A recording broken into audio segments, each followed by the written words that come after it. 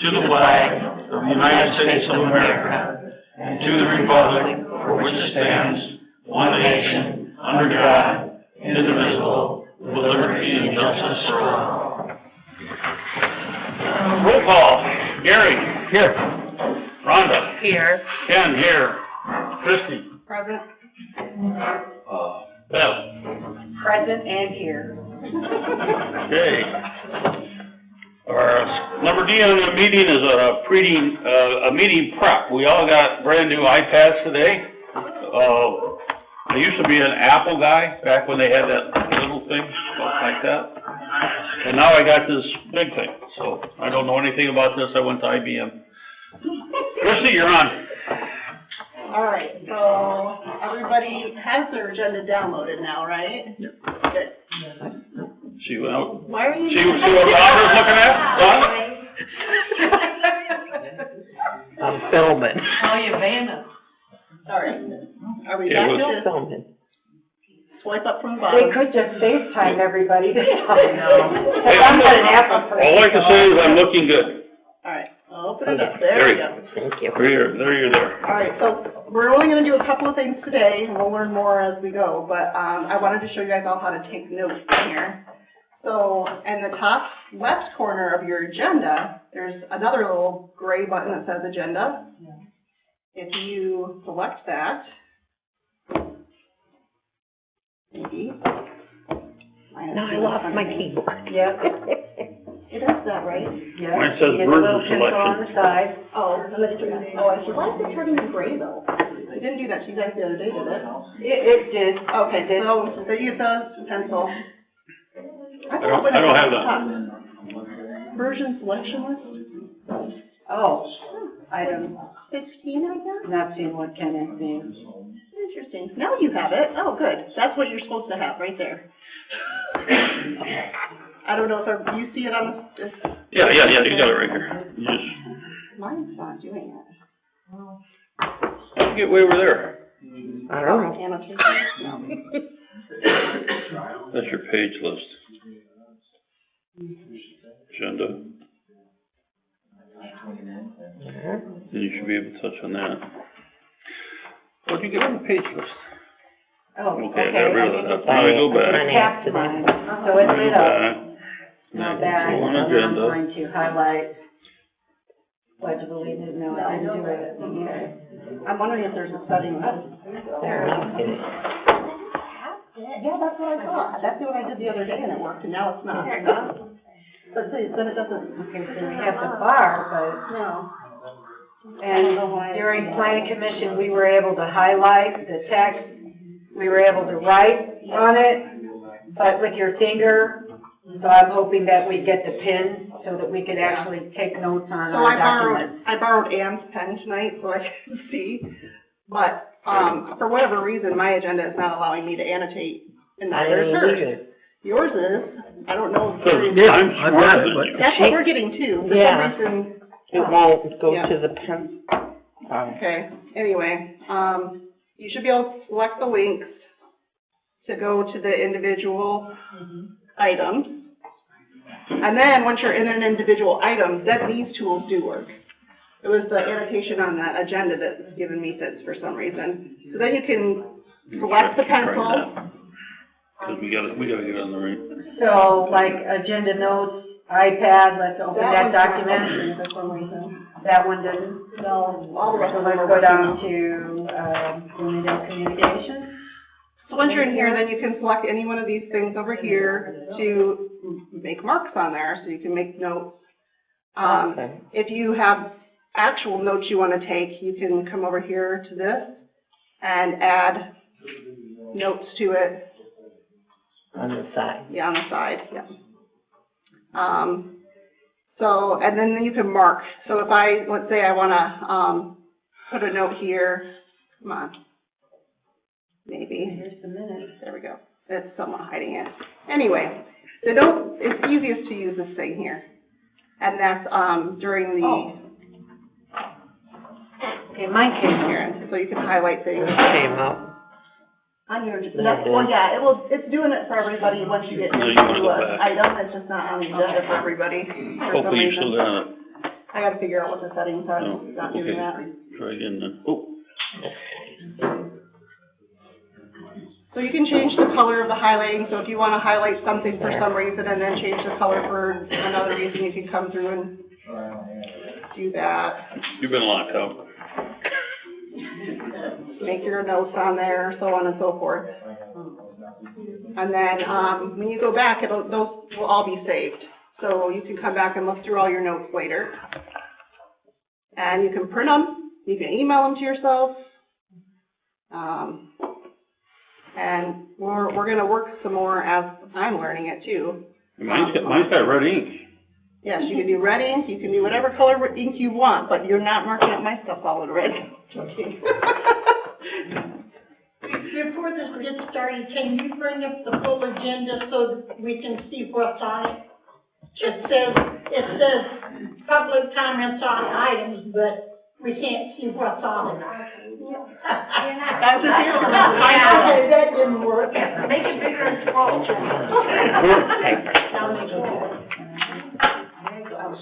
This is prior to the agenda. This is a little training session before the meeting. It's the comedy section of the meeting. Mine's working. Gary, yours working? I'm not doing it now. No, all I get's a blank screen, so Yeah. I'll wait. That's what I get. I'll play with it later. I'm good. I can't read it. Sarah, can you just print a few, just agendas, just the agenda part? You should be able to do it from there. Is there a way you could print it out? Yes. Yeah. She's gonna print some now. Yeah. I think we'd like it printed.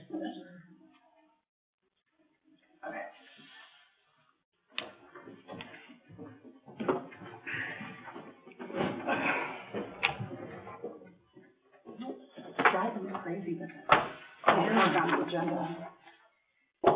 And some of the links aren't working. Oh, there we go. It says it's loading. Is that tab one again? Yes. Yeah, I can't, none of us can get that one to load for some reason. And when I first logged in, I had to download the agenda. Is that normal? That's Yes. gonna happen with every Yes. agenda that's forthcoming, not, once I downloaded it, it's there. Correct. Okay. Yes.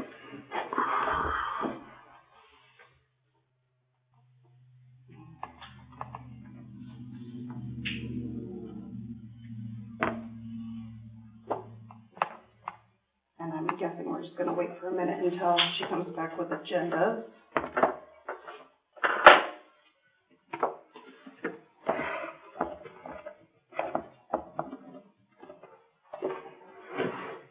I think we needed a few feet bigger with our TV. For me, and I have to get glasses. Wanna let your guest speaker go? Well, Sure. What's that? The guest Great idea. speaker. Well, actually, we could do agenda too. You wanna just go to the guest speaker right now? Yeah, we can do the approval of the agenda and the guest speaker. You want First. the agenda first? Yeah. We coming back to this or not? No, we'll do more next meeting, but each meeting we'll do a little something more. Okay, so we're all done with the prep. We're into agenda, and, E1 is approval of agenda. I have a request to change some of the wording on K4 of the agenda before we approve that.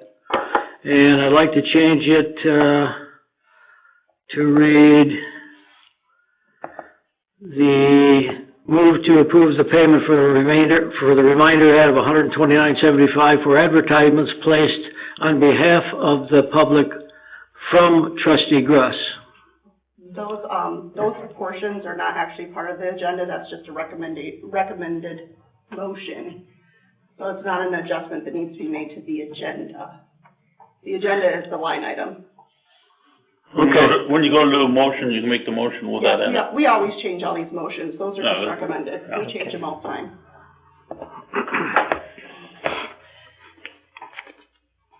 That was the only comment I had on the, change of the agenda.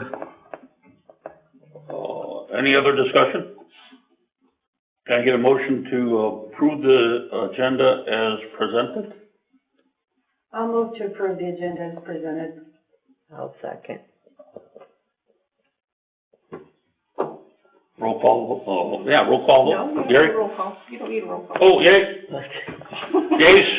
Yeas? How many yeas? Ayes, How many nays? ayes. One nay? One nay. One nay.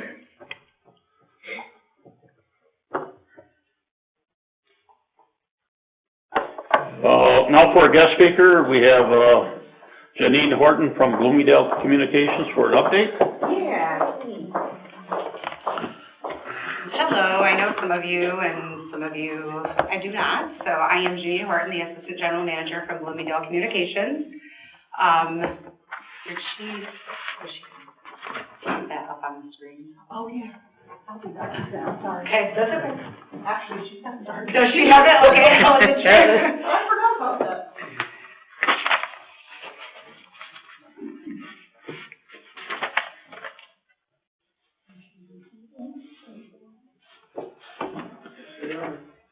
It'll be a long meeting, I can tell.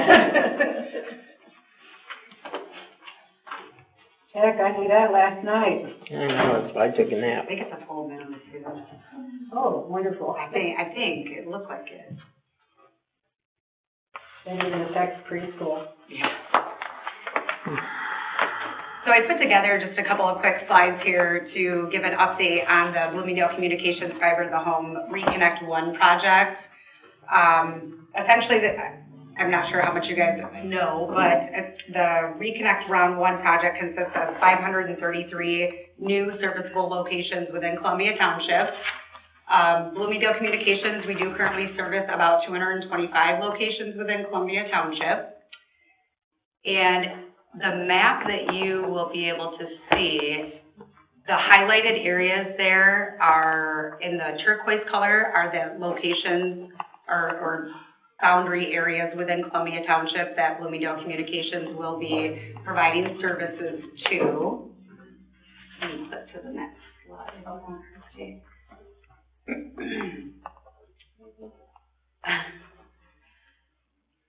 So here is the Saddle Lake area that we are planning to begin construction on the end of April, beginning of May. We have contracted that out with a local contractor who's out of Caledonia, Turnkey Solutions. We are going ahead and doing the Route A locations, which as you can see are kind of to the right of the red line. And basically we are doing that, and it is the smallest portion of the Saddle Lake area because that is the location where we're going to be setting the electronics cabinet that will then feed the Route D location. So it services about 135 locations in Route A. Not a ton of locations, and typically that should take us less than 90 days to fully complete. However, some of the materials are hit or miss. So we have gotten some of the electronics cabinets in, which is good. Some of the fibers come in, the conduit, just waiting on a couple other things that are scheduled. Tentatively right now for August, but hopefully it will be sooner than that. We do see things trickle in sooner. The Route D is kind of that south side there of Saddle Lake. That one is fully engineered. We don't currently have it under contract at this point. We are doing the internal discussions though, to see what we can do about getting all of the funding in line, in conjunction, our U.S. funding in conjunction with the allocation of the ARPA funds that Columbia Township has went ahead and allocated to us. You can go to the next slide. So again, here is we call it the West of Pawpaw Proposed Funded Service Area, which is inclusive of portions of Columbia Township. So the shaded areas are one of 6 of the proposed funded service areas for Bloomingdale Communications. Again, that whole shaded area consists of locations in Columbia, Arlington, and Lawrence. Of course, we have been awarded the funding from the USDA to do the buried fiber project. However, I'm sure you've all heard, as the direct result of COVID, the cost of materials, labor, have increased nearly 40%, in addition to the supply chain interruptions, which has created a significant delay in the project, or actually stalled our project.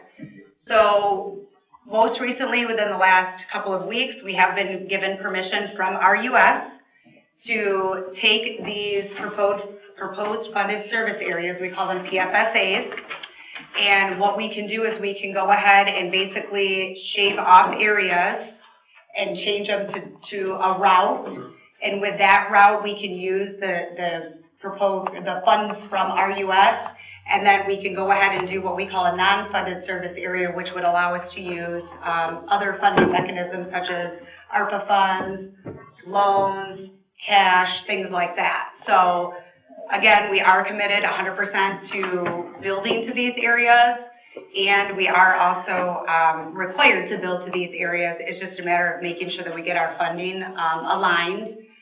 We do know that our requests to Van Buren County have been tabled pending, and I'm sure your commissioner will speak to this, but pending the county going ahead and doing a parcel level data study on all of Van Buren County, getting how many or what kind of internet service each parcel within the county has available to them. They are scheduled to go ahead and have that completed as of July 5th is their date. What will come of that information once that's done, we're really not sure of. I'm sure there'll be a game plan. But again, our request to Van Buren County for funding has been tabled until that is completed. And again, we're working to go ahead and basically kind of shave off the areas, use the RUS funds that we've got right now, and then kind of see where we're at funding-wise for the other, what we will call non-funded service areas. So, yeah, we're getting started in the Saddle Lake area, so that'll be soon, so folks will start seeing some movement in that area very soon. Any questions? I don't know if I can ask that. How do you sign up for service? So you can, a couple different ways. You can either visit our website, and on our homepage, there's a service interest form that you can click on. You put in all of your information, and then one of our back office representatives monitors that. And then as soon as she goes ahead and gathers all your information, she'll then email you what we call a permission to bury fiber form. So essentially what that's doing is allowing us to be able to go ahead and say, yes, this person's interested in service. So construction is about a 12-step process.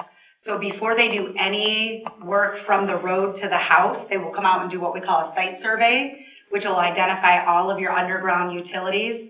The contractor will end up doing that. So essentially turnkey will come out and they'll do a site survey. They'll have MISDIG come out. You'll see there's going to be flags everywhere, unfortunately, for a little while to go ahead and identify all those underground facilities to make sure that nothing gets damaged. So, what are you doing about the fire lanes? 52 of them. Yeah, exactly. So those are really strategic because we can't really kind of go on the sides of those. I think what they're ending up doing is they're working to go, I think they almost have to go down the middle of those. I'm not 100% sure, but I can definitely get you an answer on that. That'd be okay if I get our engineers to send you an email or send me an email and we can forward that off to you, just so your folks that live on the fire lanes have a good idea of what's going to happen. Sure. Yep, I can do that, definitely.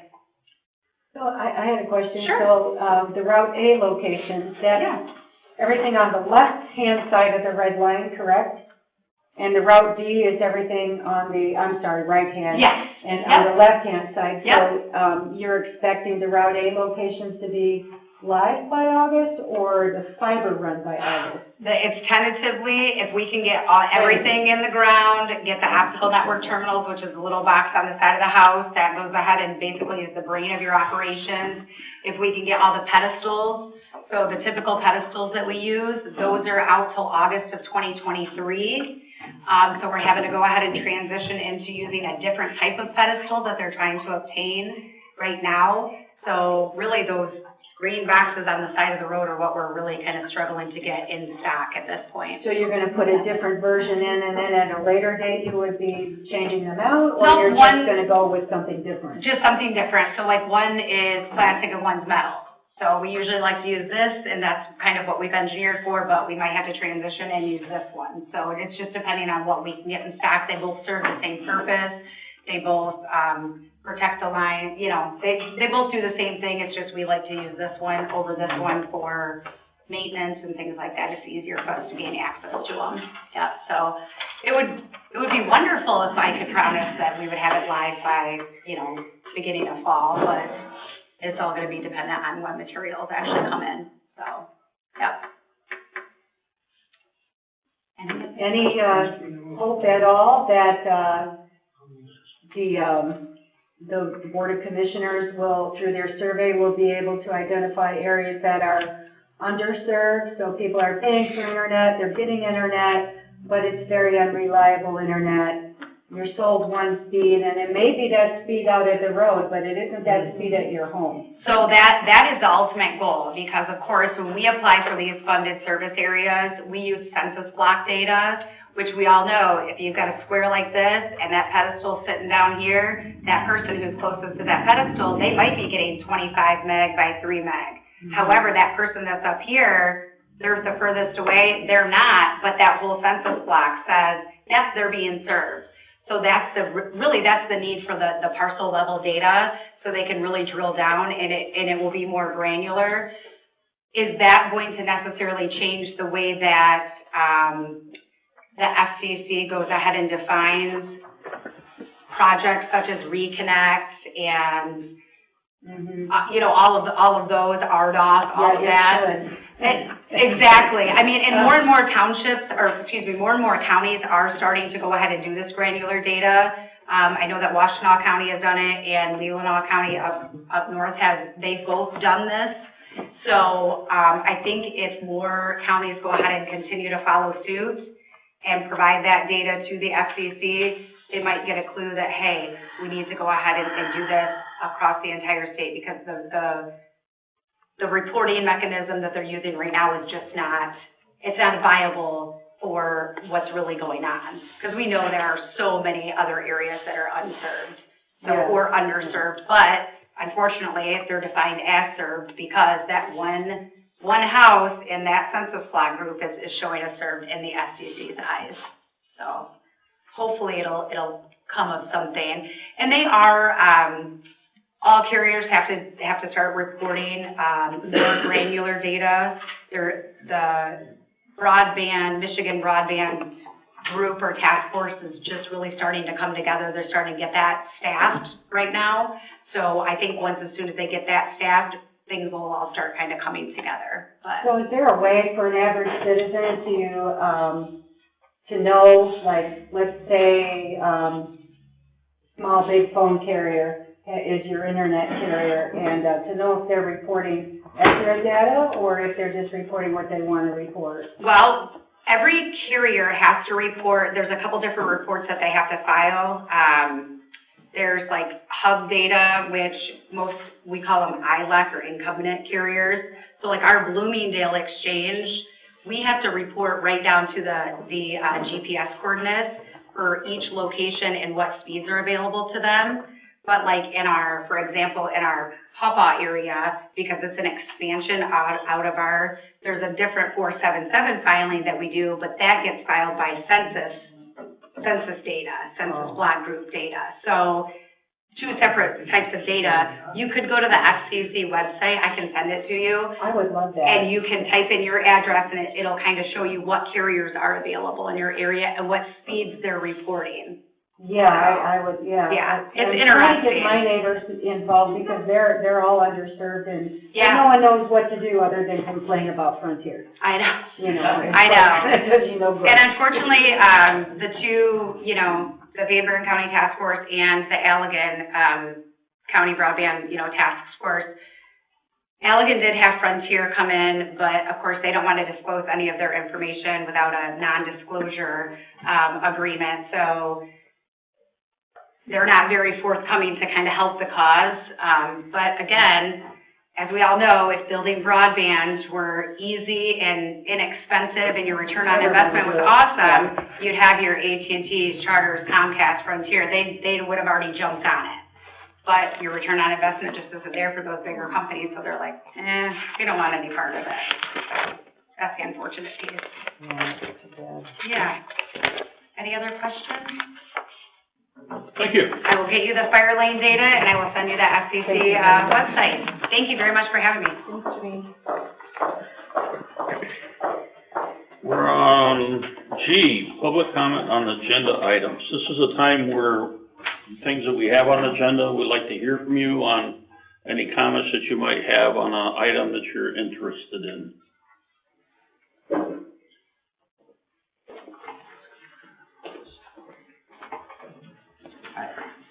Nick Curcio, I'm the attorney for the North Lake Property Owners Association. I'm hoping we might have an opportunity to comment during the agenda items that pertain to the North Lake request, but one thing I wanted to bring up preliminarily is that in our March 8th letter, we submitted 2 contracts to the Township for review and hopeful approval. One of them is the one you have as a separate agenda item, marked J2, that's the RLS contract. The other is included in the agenda packet at page 113. It's with Lake Savers Everblue, but is not noted on the agenda as a separate item. So just wanted to bring that to your attention. Hopefully we can have both those contracts considered tonight if possible. And then secondly, I just had a question if we would have the opportunity to speak during that agenda item, or if anyone who's here to talk about that item needs to do so during this public comment portion.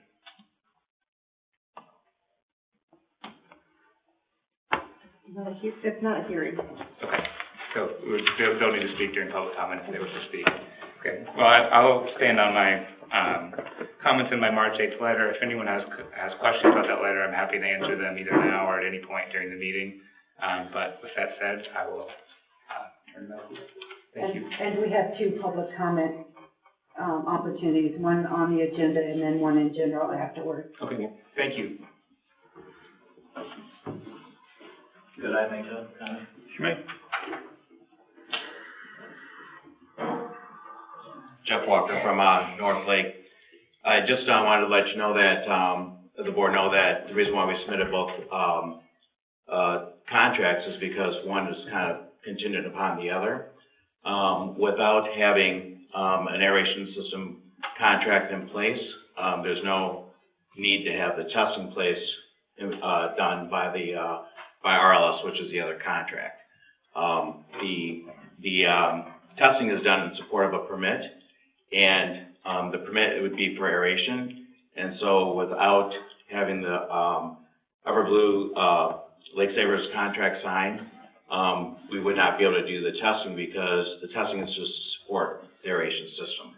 That's part of the permit requirements.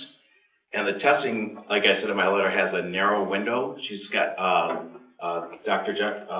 Jones has to do the testing at certain times according to requirements by Eagle. So that's why they're kind of, one is contingent upon the other. They can't proceed without both being done. Okay?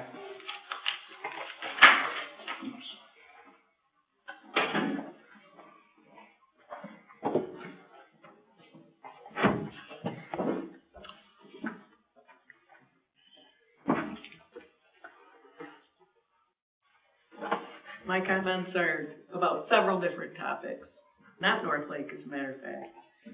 On the consent agenda, I would just caution board members not to become complicit in approving routine consent agenda matters.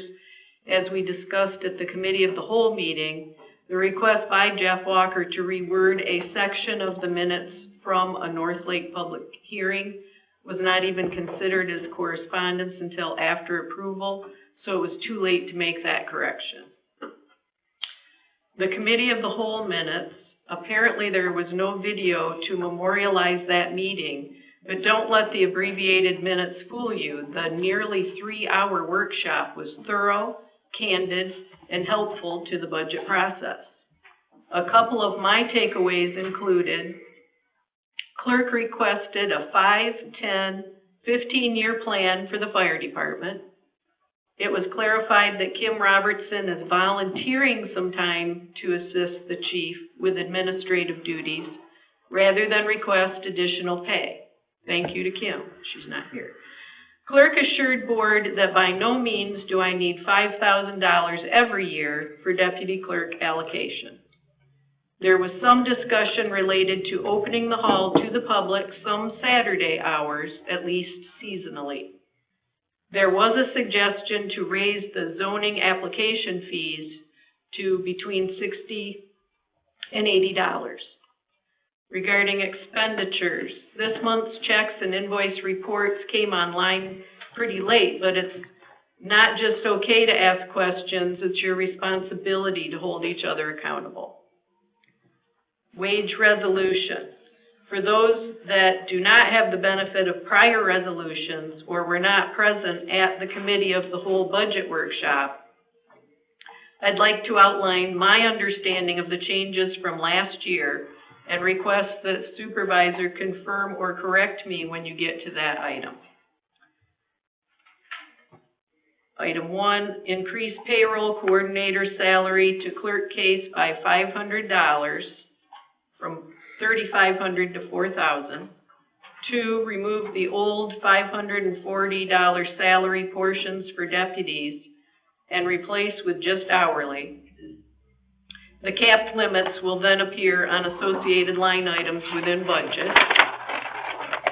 3, the daytime emergency service employees now have a second level to raise hourly from $12 to $13, and that designation is for one medically certified person to remain on call at the fire station during weekdays, if I'm correct. 4, emergency services training rate of $10 per hour was added. I'll give you a copy of it, Christy. And 5, the zoning administrator position was added, but that presumes employee versus outside contractor, which I believe would be unwise. Budget discussion.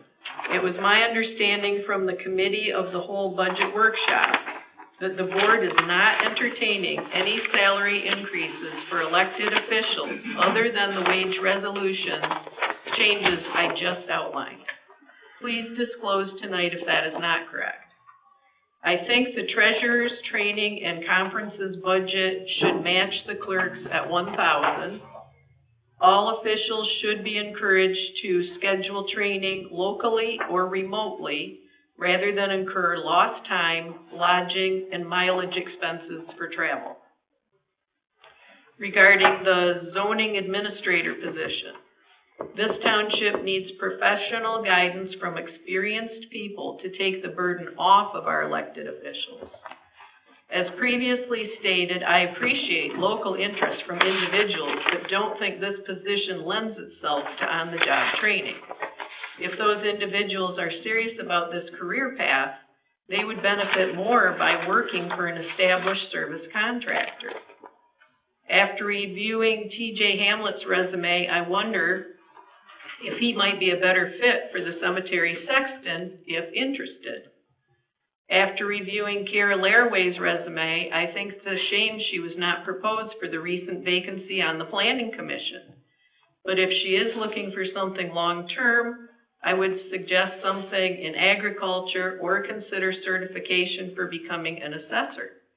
Meanwhile, we appreciate her help now, and there are bound to be other committees on which she could share her talent and enthusiasm. Regarding purchasing policy and procedures, for years the understanding has been that official may spend up to $500 on budgeted items without prior board approval, and that competitive bids were preferred but not required. There have been abuses to that policy, so it is long past time to put a formal policy in place. The proposed procedure may be pretty cumbersome to Chief Johnson in particular. I do agree that the clause to avoid breaking purchases into small pieces to avoid more stringent approvals would be required for total packages. And finally, regarding the reminder ad point, I applaud the clerk for flagging a charge that she wasn't sure of. But after receiving the explanation, I believe that the wording of the pre-written motion is intentionally misleading, destructive to board relationships, and should not stand. Clerk Case has made it clear that she considers newspapers to be outdated media, but the alternative offered to our citizens for the past 2 years was a static message on the outdoor lettering board to visit the township website. That's pretty tone deaf in a community with notably poor internet service.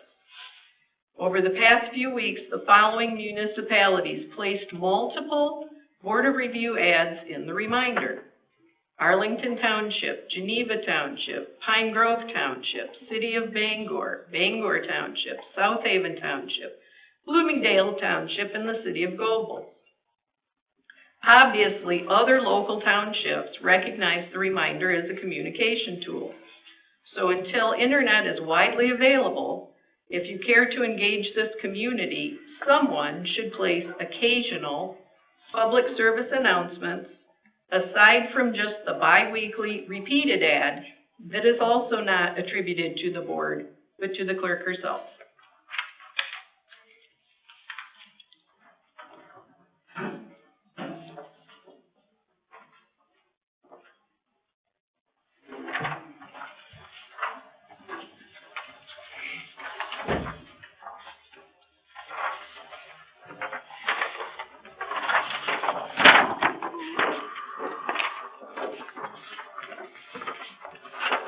To the Columbia Township Board, I would like to address an issue that was brought up at the last budget meeting.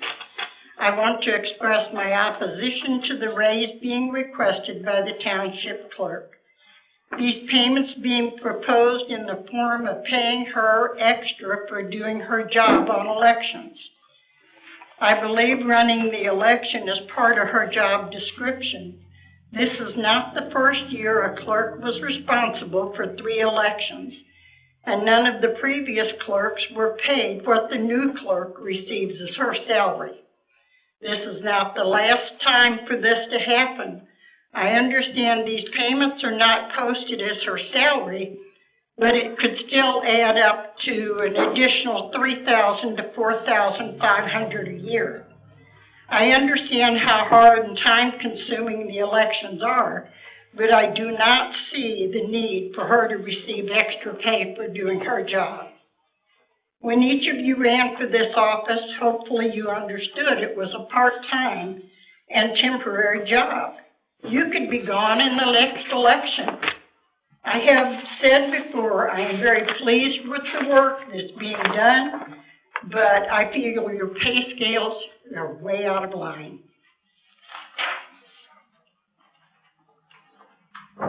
Thank you, Kathy.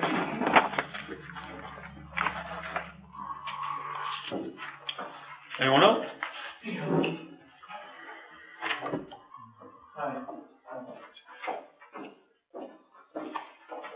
Good evening, Board. My name is Jack Meyer, and I'd like to just comment on the North Lake situation. I've been living there for 10 years, full-time. And I don't have anything quantifiable. I'm sure you've seen reports, et cetera, but I'm going to tell you about the eye test. Eye test from that lake, from when I moved in as to now, is I see a lot of wildlife coming back in the form of fowl, birds. The weeds have cleared up. Not to the extent that everybody would want. I know there's opposing viewpoints, but I'm here just to, I think, support what the board is trying to attempt to do, because I think it's working. And I just wanted to mention that. Thank you. Thank you. I would like to do the same thing that Jack just said. I've been on that lake since I was 3 years old. My grandparents bought the house and I inherited it. I can tell you probably 15 years ago when my grandfather was still alive, I could be down there at the lake every weekend waking up leaves and weeds that come in from the boats because the weeds are so high in the water that you could barely get your boat around. And now that we've been doing the aeration and the treatments. We can actually get out there on the boats, and you don't have to go backwards on your boat to clear your motor every 10 minutes. You can go around the lake and have some fun on the tubes, and the kids they don't care if they fall off because they're not falling in the nasty weeds.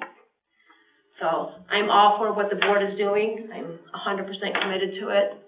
I think it's been very beneficial, and I would like it to continue.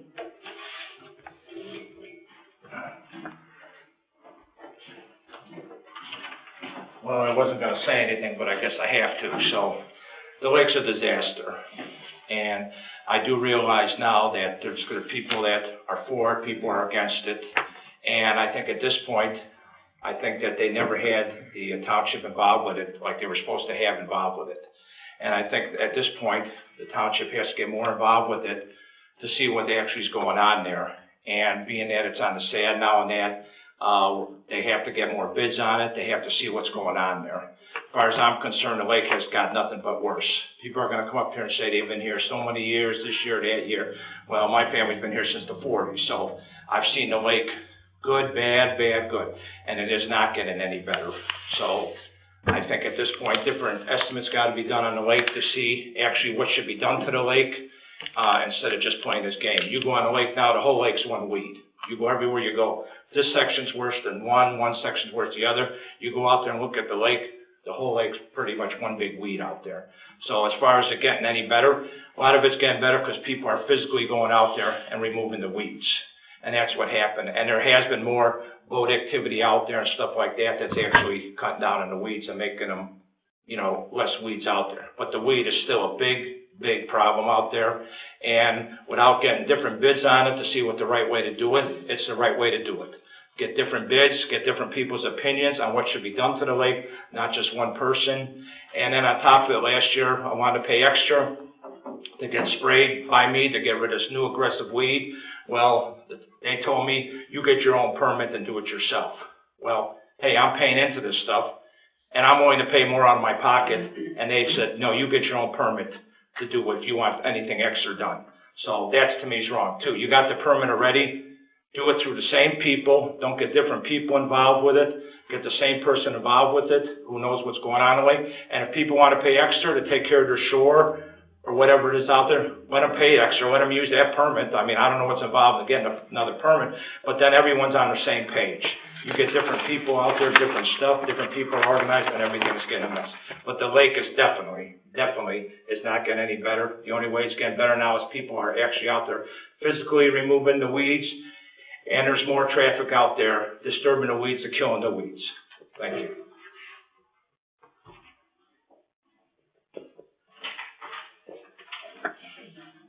Anyone else? Well, I thought we'd get by. Mark Ritzy, 16 years on the lake, about 10 as the treasurer. I totally disagree with the last commenter about what's going on at the lake. We do have to rake weeds. We do have boat traffic. The boats sometimes will kick up the weeds, and we all have different spots on the lake where I think Bob's house is, and along that corridor, it's just shallow, and it's been that way. And Bob, speaking to you, we had a meeting about 6 months ago. Bob was on the call, Jeff was on the call, Niall was on the call. And this is not against Bob, but you said it yourself, Bob, that you weren't on the lake, that you don't go on the lake. You haven't been at any of the meetings that I've been to for the last 17 years as a board member, as a person who cares about the lake. And I just think it's ironic that this person now is coming forward to say things that aren't true, that I believe aren't true, to diminish what we're doing. And it's better than chemicals. It's better than dredging. It's better for the environment. And it makes sense. It makes sense for a group of us to come together to save our lake, to save our property values. And I'm passionate about that. And again, I'm just going by what Bob said on the Zoom call, that he's not involved, and he hasn't been involved, and he's never been to one of our meetings that we have yearly. That's all.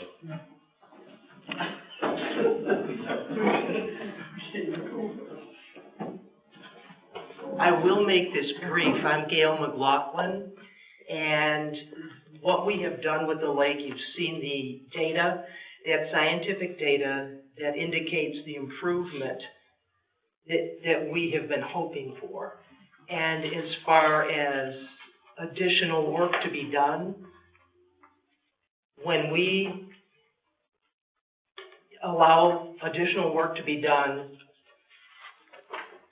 the last time I did all the collections, I handed everything to our board, everything was paid for, and every single person that contributed got the service that they requested, and some people did not contribute and still got the service. And we have documentation within our own board to substantiate that. And we have seen the results, and we're very, very pleased with them. And I'm sure many of our people that are in agreement with what the work we are doing see the improvement and hope for it to continue. Thank you. Thank you.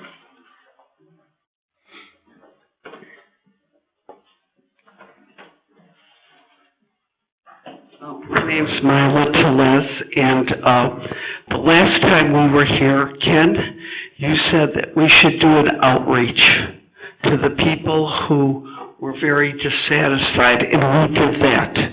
We did an outreach to them, and as a result, you'll see today that there's no one else here that is in opposition except one person. We did an outreach, we talked to the people, we met with them, we explained to them, we showed them pictures of what our consultant showed us with the lake and what has happened with it. They became in agreement with us, and the result is that we have the majority of people now on our side and feel that we have done well with managing this lake and continuing to manage it. So I request tonight that you consider that we did what this group had asked us to do the last time we were here. You said do an outreach, go and sit with the people, talk with them, the ones who are in opposition, and we did do that. So that's all I have to say. Thank you. Someone else? Okay. See if I get the screen back up. It died. It went to sleep.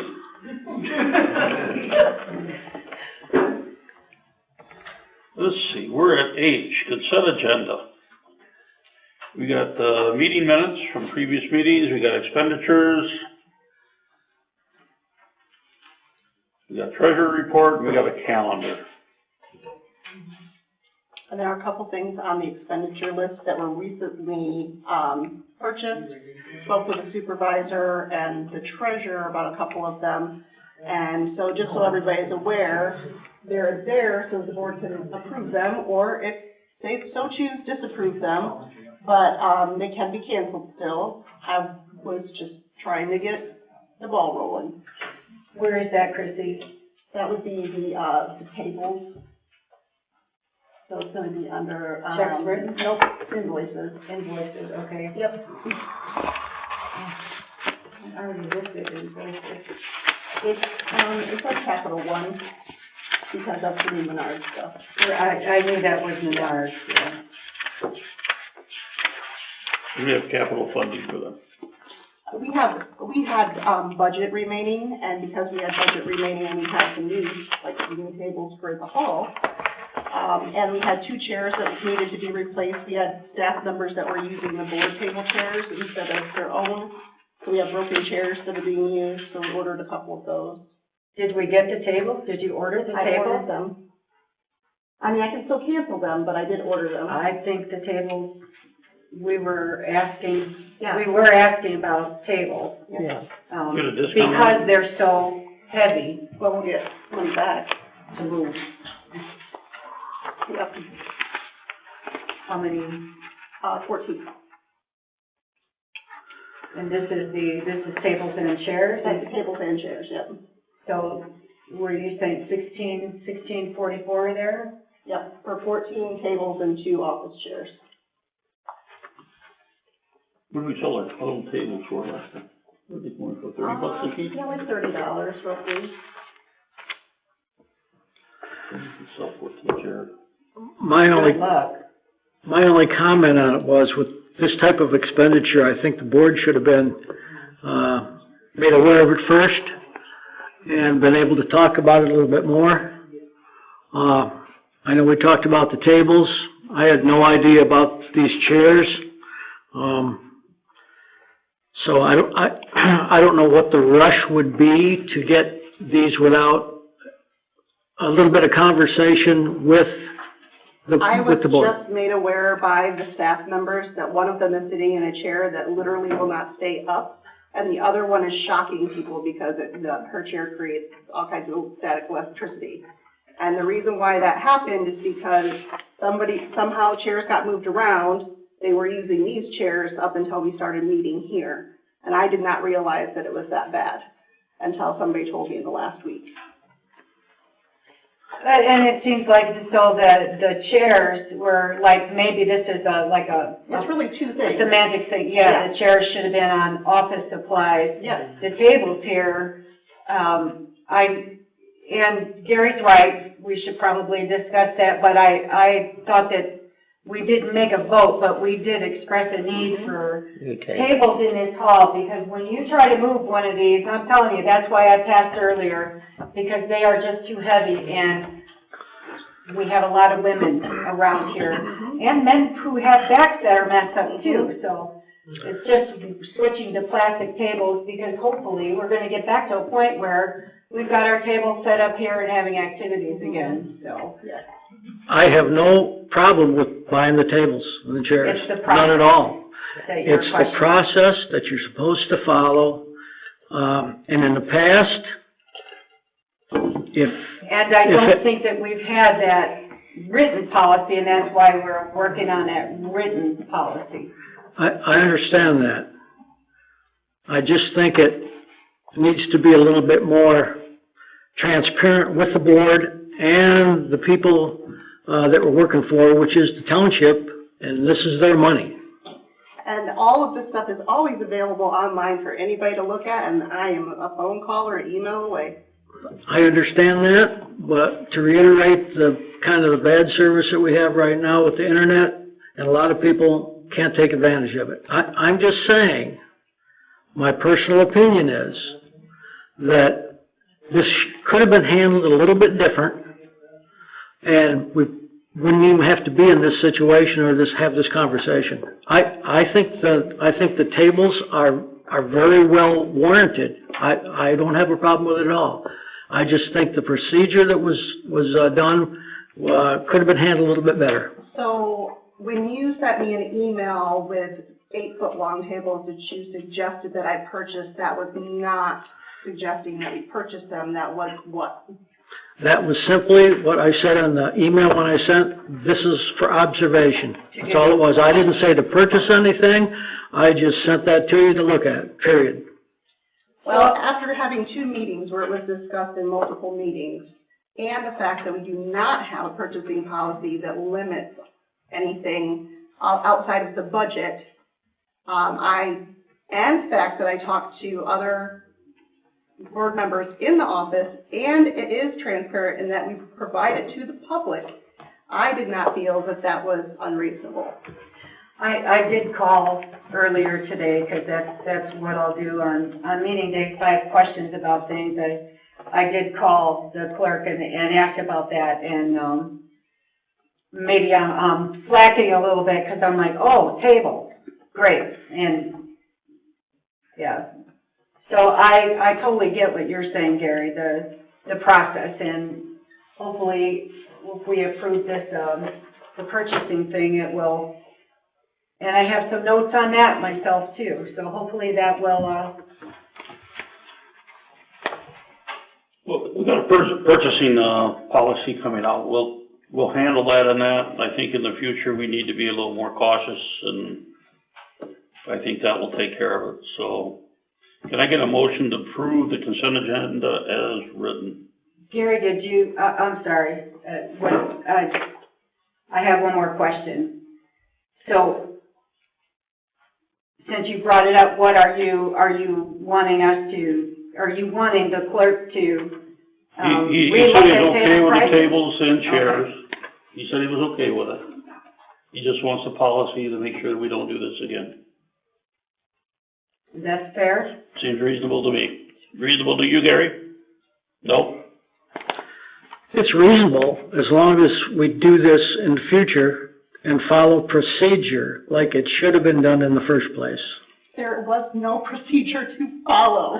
The procedure is that the board discusses it and talks about it and follows what we should be doing. We have a fiduciary responsibility for our public's money. Like I said, I don't question that we needed the tables. I just think the way it was handled could have been better. I can tell you in the past, with past boards, if this would have been done this way, there would have been quite a bit of negativity towards it. That's all I'm saying.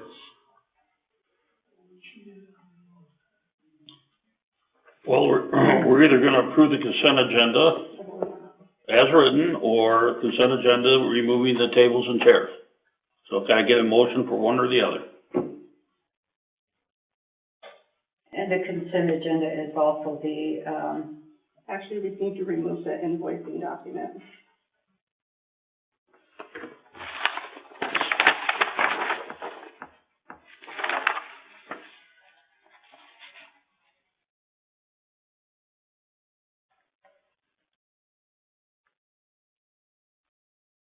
I guess the only other question I have is, this was done, there's no date on this. Yesterday. But, Yesterday. the check was dated March 14th. And this is the 15th. There's no check. No check has been written. Nope, you're right, it's credit card. I misspoke. Mm-hmm. Which is why it can be canceled, yep. Pardon? Which is why it can be canceled. Well, okay, that's not my point at this stage. My point is, what was the urgency of getting these now? I was trying to provide us with an updated number for our budget numbers. And I knew we were purchasing those, so I was trying to provide us with an accurate number. Okay. I did a little research on these. Here, I know, that's how I am. These are on sale. So I commend you for that. They're on sale. Yeah. Until the 19th. So today's the 15th. do we get 11% off with our account? Yes, you do. And I figured what that is as well. Yeah. Yeah. Besides the sale price, you're gonna get an additional $158 rebate. Which we can use for repairs on there. But again, my comment is, we have a meeting on the 15th. These are still on sale until the 19th. We could have discussed it the way I believe should have been done. And we still would have got the deal.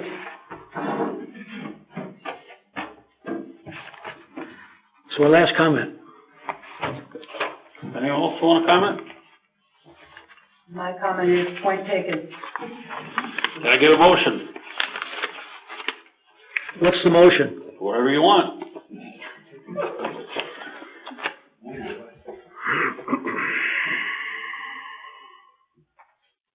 I'll move to approve the consent agenda with you said we needed to remove that Invoice document.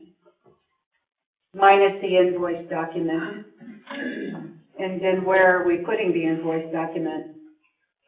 Let's stay professional. It would have been more appropriate to do that when we approved the agenda. during the agenda approval, it should have been noted that we wanted to remove the item from the consent agenda Okay. and amended the agenda to include a line item for that item. Then I'll remove my, motion, because it seems like it's not correct.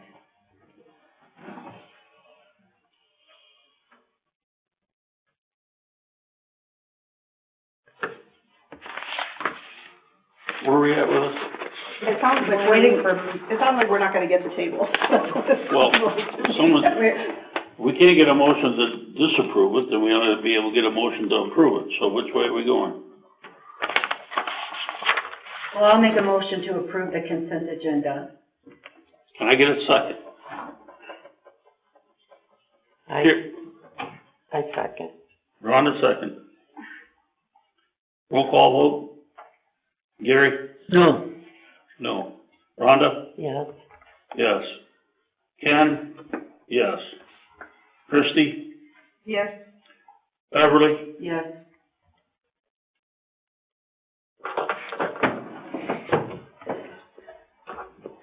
I will say in the future, our process should be more clear and take care of situations like this. I do know that we need the tables, I know we needed the chairs, but probably the right way is to wait, even though we got 11% off and saved $157.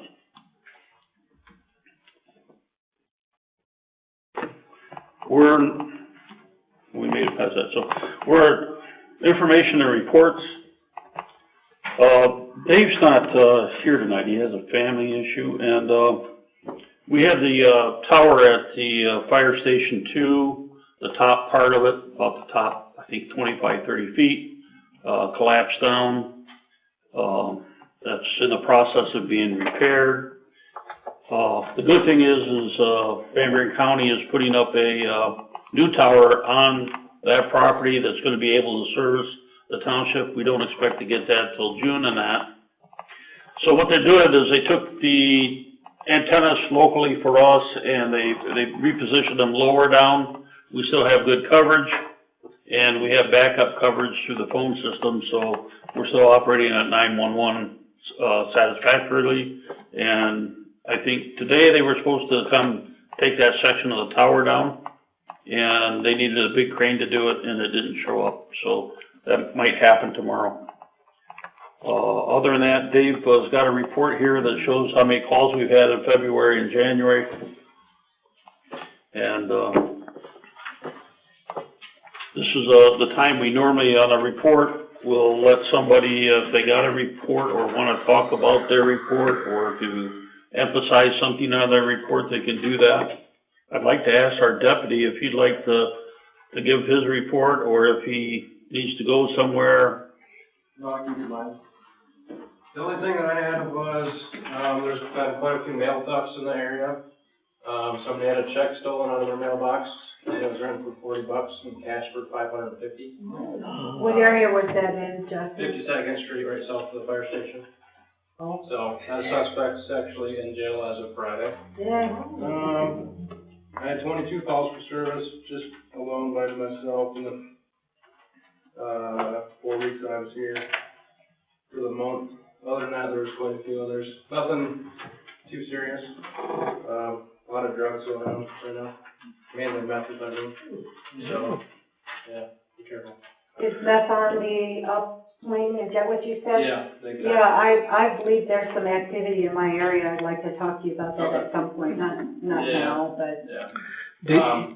On Baseline Road, I stopped a car and had 20 grams in there. So, and then, there's actually a lot more in the area too, so a lot of dealers in Grand Junction. So. Are any of the narcotics guys from the sheriff's office working on? Yep, big time. Okay. They're up here weekly. Can a citizen call them directly? Is that, like you could in Kalamazoo, they had I would call either Silent Observer, or you can contact our service department and request to speak with a sergeant about it. Other than that, I don't necessarily think they'll take calls directly, because they're always out on the road. Oh, okay. Not available, not in their office. So if I called the dispatcher and said, hey, I think that there's this activity going on, they would pass that on? Yeah. Sometimes the dispatcher can be, he's a little crabby. There's a couple like that. Yeah, either request to speak with the deputy sergeant or even a lieutenant or something. Okay. That's fine. I think one thing you wanna keep in mind is if you do call on that, it's 911 I don't ever emergency. use So you 911 call for the that. 3101 number, dispatch, yeah. Yeah, I call the info, the general number. Anyone else in the, information report area that would like to make? Yes. Mr. Gruss, or Mr. Curtis? I regret that my compatriot has not shown up tonight. I don't know what. But we have a presentation that we would like to give. I think she might be planning to come next month. Next month? I think so. I was told this month. Well, she had when she emailed me about it, she had the wrong date for the meeting for this month. So, I had actually suggested next month because I knew this was gonna be a long night. Well, we basically have a history of the senior services, along with the accomplishments, and the thing that we're going to come down to is we're up for renewal of the taxes again this year. So we'd like to make a pitch to you to renew again. But so wait till next month. Okay, thank you. Clerk? Yay, our favorite commissioner. I'll socialize with it. Didn't know you had groupies. Yeah. Clerk Case actually put the report in your packet, so I see you have that. Anybody have any questions on that? If not, just real quick, I wanted to mention, say again what Ms. Horton had to say about the DCS technology is going to be starting in April, and they will be done in July, so that you might get somebody driving real slow by your house, and so they'll hopefully get a hold of the Sheriff's Department and tell them where they're at a certain time, because they're going to do the whole county. So once we get those reports in, then we'll look at that. We have set aside $7 million for broadband, so hopefully we can, maybe some more funds will be coming, we can do some more good work with that.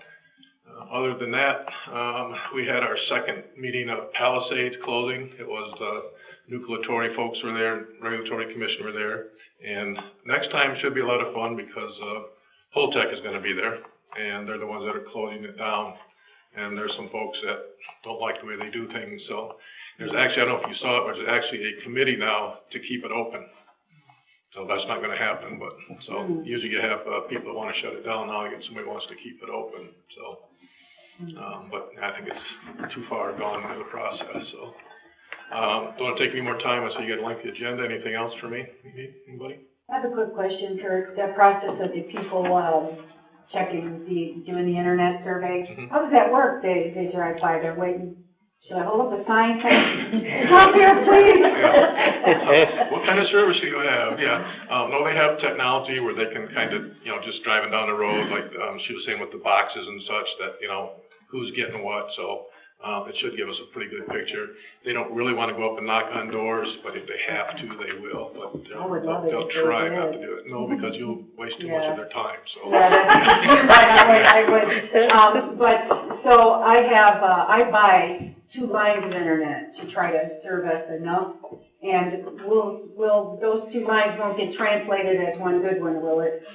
You asking me? Yeah. She'd be better at it. No. I'll go with her, no. Thank you. No, how's that? Thank you. All right, thanks. Don't aggravate me. Yeah. Anything else, Beverly? No. Now you're embarrassing me. I'm not as groupie anymore. I want to mention one other thing. We have opened the new center in South Haven at the new location, and we are serving 75 to 100 lunches per day, in addition to all the other lunches that we have been serving and delivering. So things are up and running. We will start, here in Grand Junction next month. And we've started in other locations again too, so.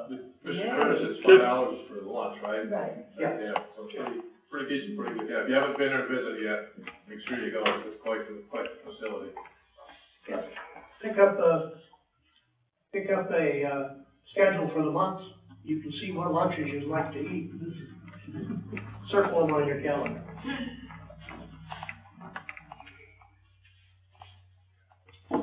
Okay, appears we got, all the report stuff taken care of. We're gonna move on to unfinished business. J1 is North Lake Special Assessment District. Board discussion? Oh, it was, I wanted to make a You wanted to do a report? yeah. Okay. That wants to make a report. No, I just wanted to make a comment on my report. I just wanted to reiterate that the planning commission thinks that it would be, although more expensive to have our current zoning administrator overlap with us just to do the text amendments, that we think in the long run it would be best for the township. I just wanted to get that out there. Discussion, North Lake Special Assessment District.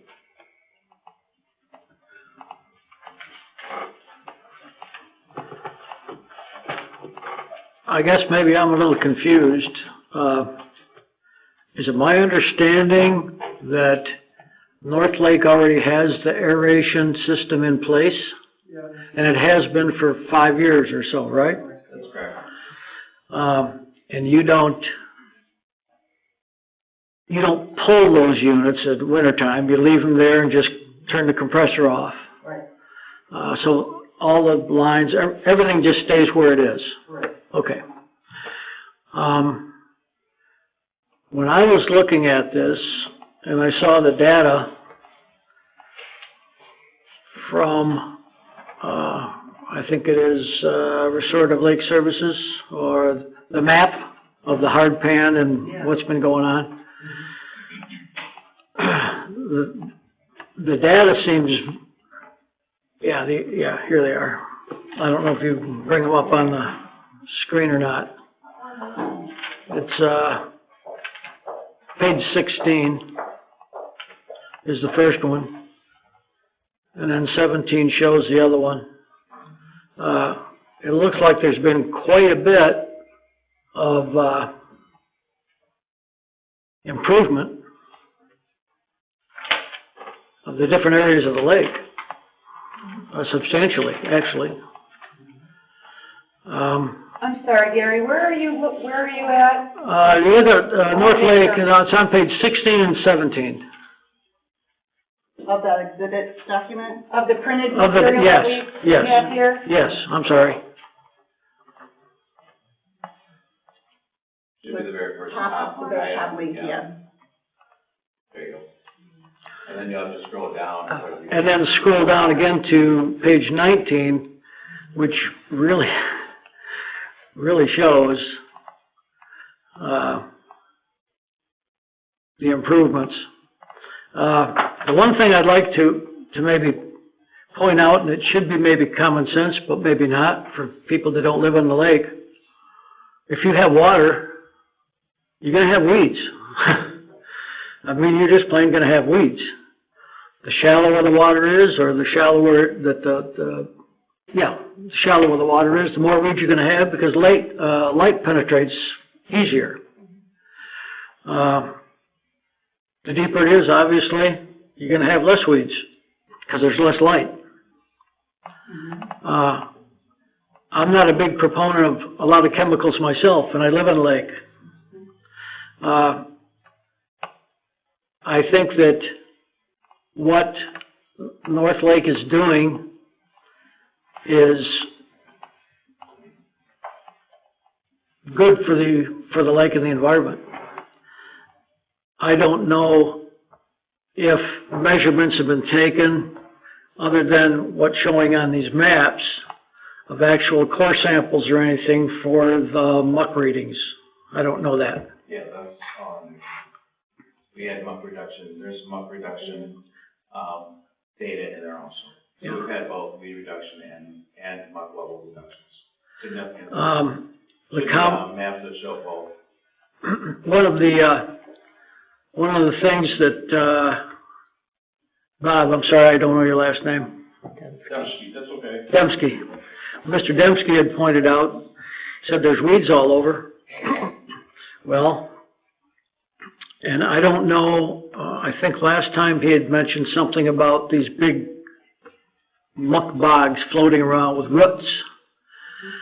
I don't know if anybody is cutting lily pads but themselves in there, but I can tell you for sure, because, and I'm going to use my own personal experience living on the lake for as long as I have and having PLM be our management people.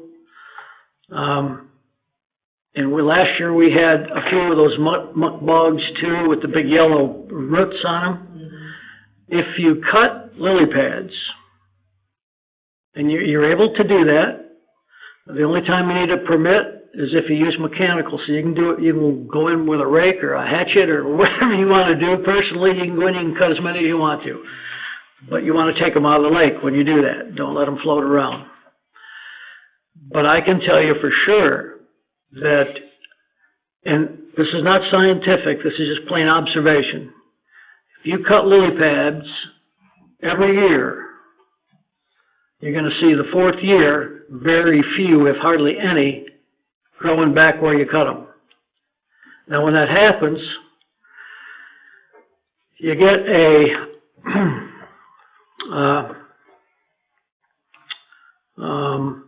deterioration of the roots because they are not getting the minerals from the lily pads because there's no light getting to them. Now, just like anything else that dies, what happens when it dies? It creates gas. And these roots start gassing up, and any of the roots that are in these little piles of muck, they come floating up and they bring the muck with them. So if anybody is doing that and not taking care of them when they come out, if they cut a path to get their boat out or whatever the case may be, you're kind of creating your own problem in a way, unless you take care of it when it happens. I guess my point is that, well, no matter what you do in a lake, you're going to have weeds. You just are.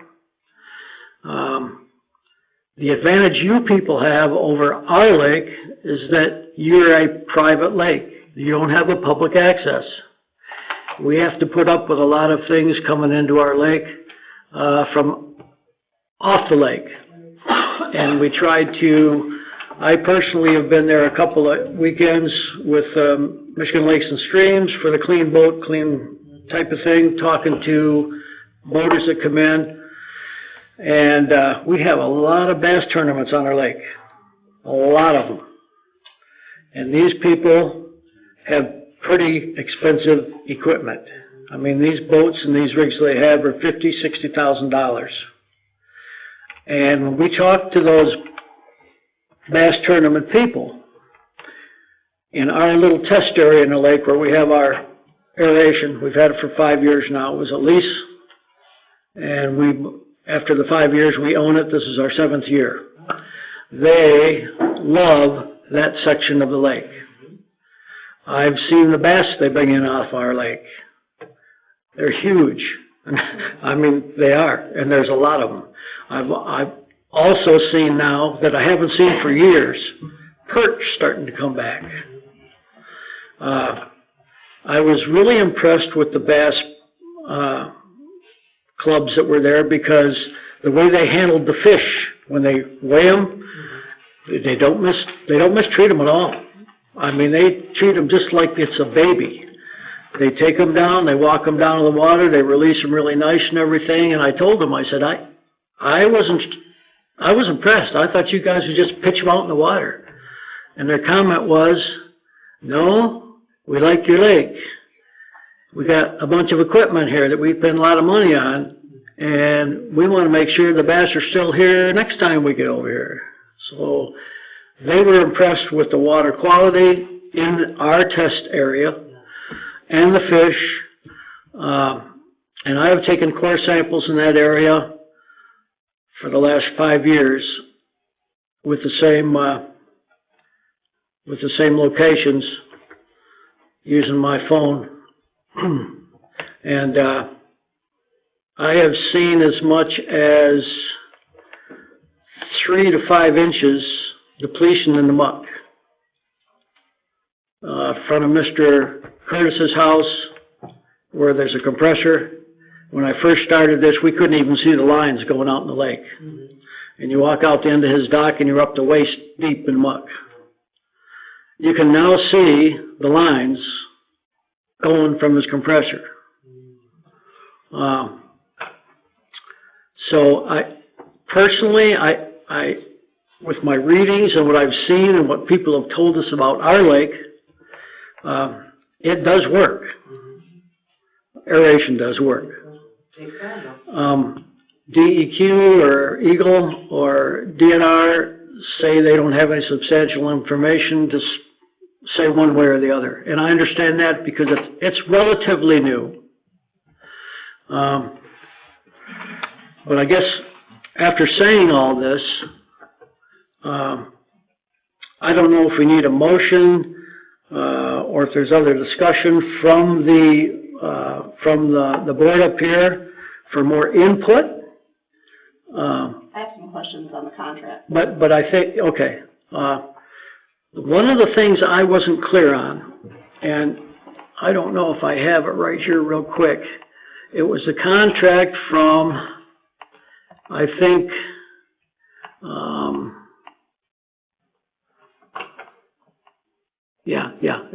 it's a contract from Restorative Lake Service, RLS. And they've got an amount down here, total amount, Eagle requirements of $9,380, and then there's an additional analysis and graphs for $1,000, so roughly $10,300. Is that per year? Or is it a 5-year period with 1, 2, and then 3? So originally Eagle had requirements of 4 out of the 5 years, plus an initial testing which was done last year. And then the board met with Eagle, 13 scientists, and we discussed the financial concerns regarding that, having already set a budget for 10 years, for a 10-year project. So we met with them, and then they reduced the testing. So they allowed us to do the testing, which completed our first 5-year permit, that were requirements of that permit, with the new testing requirements that doubled in cost, by the way. Yeah. And then they allowed us to do, this is what I was talking about earlier, is that now we have to do another round for the first year of our second permit. So the first year of testing we had to do an ice test, first of all, in February, but we couldn't do it because the ice was too thin. So that was the first required testing, actually, but they do forgive the ice testing dependent upon weather. Then we have to start the same battery of testing, $10,380 worth, for the first year of our permit, and then again in our 5th year. So we were able to cut down testing by almost about $32,000 to $3,000. So they significantly reduced it, because I think, I know you say it's relatively new, but I think Keeler Lake has had aeration for already like 12 to almost 15 years. So they're starting to get to the point where they understand that the science is starting to show that aeration does work well. So they were able to, based on other lakes, be able to reduce the amount of testing that they were going to require us to do. Does that answer your question? Yeah, yes. The other thing that I wasn't clear on when I saw all the publication here, documents, I was confused because I thought the way that I read this that Lake Savers were just putting in this aeration system, and that there was a cost for that, and that this was a new cost, but I don't think, is that correct, or am I miss? No, yeah, let me explain. So, when we first went out for bids for the aeration system, at that time, Lake Savers was the only one that would allow us to do a leasing. So, we went ahead and went with them because we didn't have enough in a SAD at any given time to do like a $75,000 or $100,000 payment. So we went ahead and went with Lake Savers, and so Lake Savers has been leasing those, so that cost is the lease cost just annually. In addition to doing the aeration system, they also do bio-augmentation, which helps accelerate the muck reduction. Okay, all right. And they do that on an annual basis, usually in, it's probably in August is when they do it. Most people say enzymes, right? Yeah, it's like an enzyme, yeah. Right. Okay, yeah. It's an enzyme, it's, that helps break down the muck. It's actually microbes in there too. And it helps reduce the muck level even, it accelerates it. Is what Correct. So we do have that expense too, as part of our annual, cost to Lake Savers. I just add something else that does need to remember is that by doing a lease, they are on the hook to repair and maintain the equipment. Right. And we've had broken aerators, we've had hoses that have been cut. And no additional costs. And they have to take care of all that additional costs, they have to maintain the equipment for us, so we are saving annual maintenance costs, which can be quite significant. Yeah, I thought that might be the case. We did ours the same way. It's just that we own ours now, okay? So we're on the hook for anything. And the thing that we have not a lot of trouble because was people anchoring to go swimming and things, and then their anchor will grab a line, okay?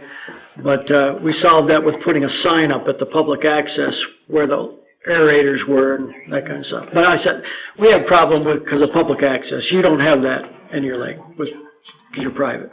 We settled on a 10-year term in order to make sure that this equipment will be paid for afterwards, with then a discussion with them as to who owns what and how to maintain it.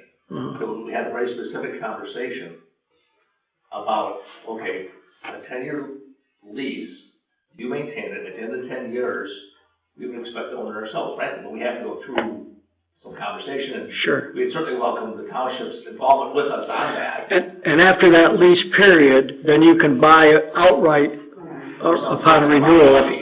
Sure, okay. We would welcome anybody, the town's okay. involved with us on doing that, but it's getting us to that point financially. Yeah, no, thank you. That was my concern when I was looking at this. I maybe confused myself, so I apologize, but. They're even really good about some of the people on the lake, wanted more aeration around a certain area, and as a board, we all agreed, and they're really good about actually coming out and moving some of the aerations, just to try to target, Well, another thing I found out about the aeration, I think, and don't hold me to this, but I'm pretty sure there's like a 50-acre zone where you put aeration in, and then Eagle says, they break it down into like 50-acre parcels, if you want to call it that, 50, and they say, this is what it costs you to do this, and of course, the more you have, the more costly it is. Since we just had a little test section, ours fell into that 50-acre thing, so even though ours went up quite a bit, because of their qualifications and their testing. And we're actually larger than 50 acres. That was another kind of agreement with, it's so borderline for 60 acres that they are kind of grandfathering us into the 50 acres. Okay. I'm sorry, go ahead. No, you're fine. I had a couple concerns about that contract in that, I believe this is I shouldn't say technically, this is supposed to be the first renewal term, correct? I'm sorry, I'm not sure which contract you're referring to. The one that we were just talking about here. The Lake Savers? The Lake Savers? Yeah. Yes, this is so we had a 5-year. The permits are for 5 years. So now we're in the process of a permit renewal, and therefore we renew, we are actually going to go ahead and just, do the contract for 10 years, like Niall was saying, so that we can continue on, and at the end of the 10 years, go ahead and do, the purchase for a nominal amount. And that's why the beginning contract, I'm sure you've seen it, it started out, I think, $25,500 per year, and then it went down to $23,500. This year is $23,500, and it goes down to $21,500. So that was part of that 10-year process too, is decreasing that. The other thing is that John Tucci did is the first 3 years, he didn't charge us at all for a file augmentation, with run between $5,000 and $6,000. So this was kind of like a package 10-year deal, the whole process of treatment. And then he gave us reductions in costs, to do these contracts. I'm more concerned about the language here. So, is this, it's my understanding that it's a first renewal term. So we had to write it up as a new contract because there was not an old contract that could be found. Yeah, so we're doing that for your benefit, because you were looking for a contract. Oh. So that, and do we know what the average maintenance would be if you owned the equipment? I don't know, and I did try to find that out. I think I showed you the emails from Mark. I didn't really ask John Tucci because he kind of just throws it all on the package. I can find that out. I think that would be helpful to know. And I think even though there was there's communication from one of the vendors that estimated $15,000 for annual maintenance. Oh, okay. I missed that time. Yeah, I saw. How much was it? $15,000. Okay. Okay. Actually, you're right. Sorry. There's so much stuff. And if we move forward with this, I want to be clear, that contract, I think, would be beneficial to make it a first renewal term for everyone. Even though there is not a signed contract for the first one, they should not have proceeded with those treatments without that contract. So I think we should make it, that's my personal opinion. That puts us in a better position with them legally for purchasing too. So, otherwise, we have to wait the full 10 years for the minimum purchase, whereas right now, if we do a renewal term, then we can get the smaller amount after that first renewal term. The way the contract's written, it just contemplates that the other contract is closed out, because it's been paid up completely.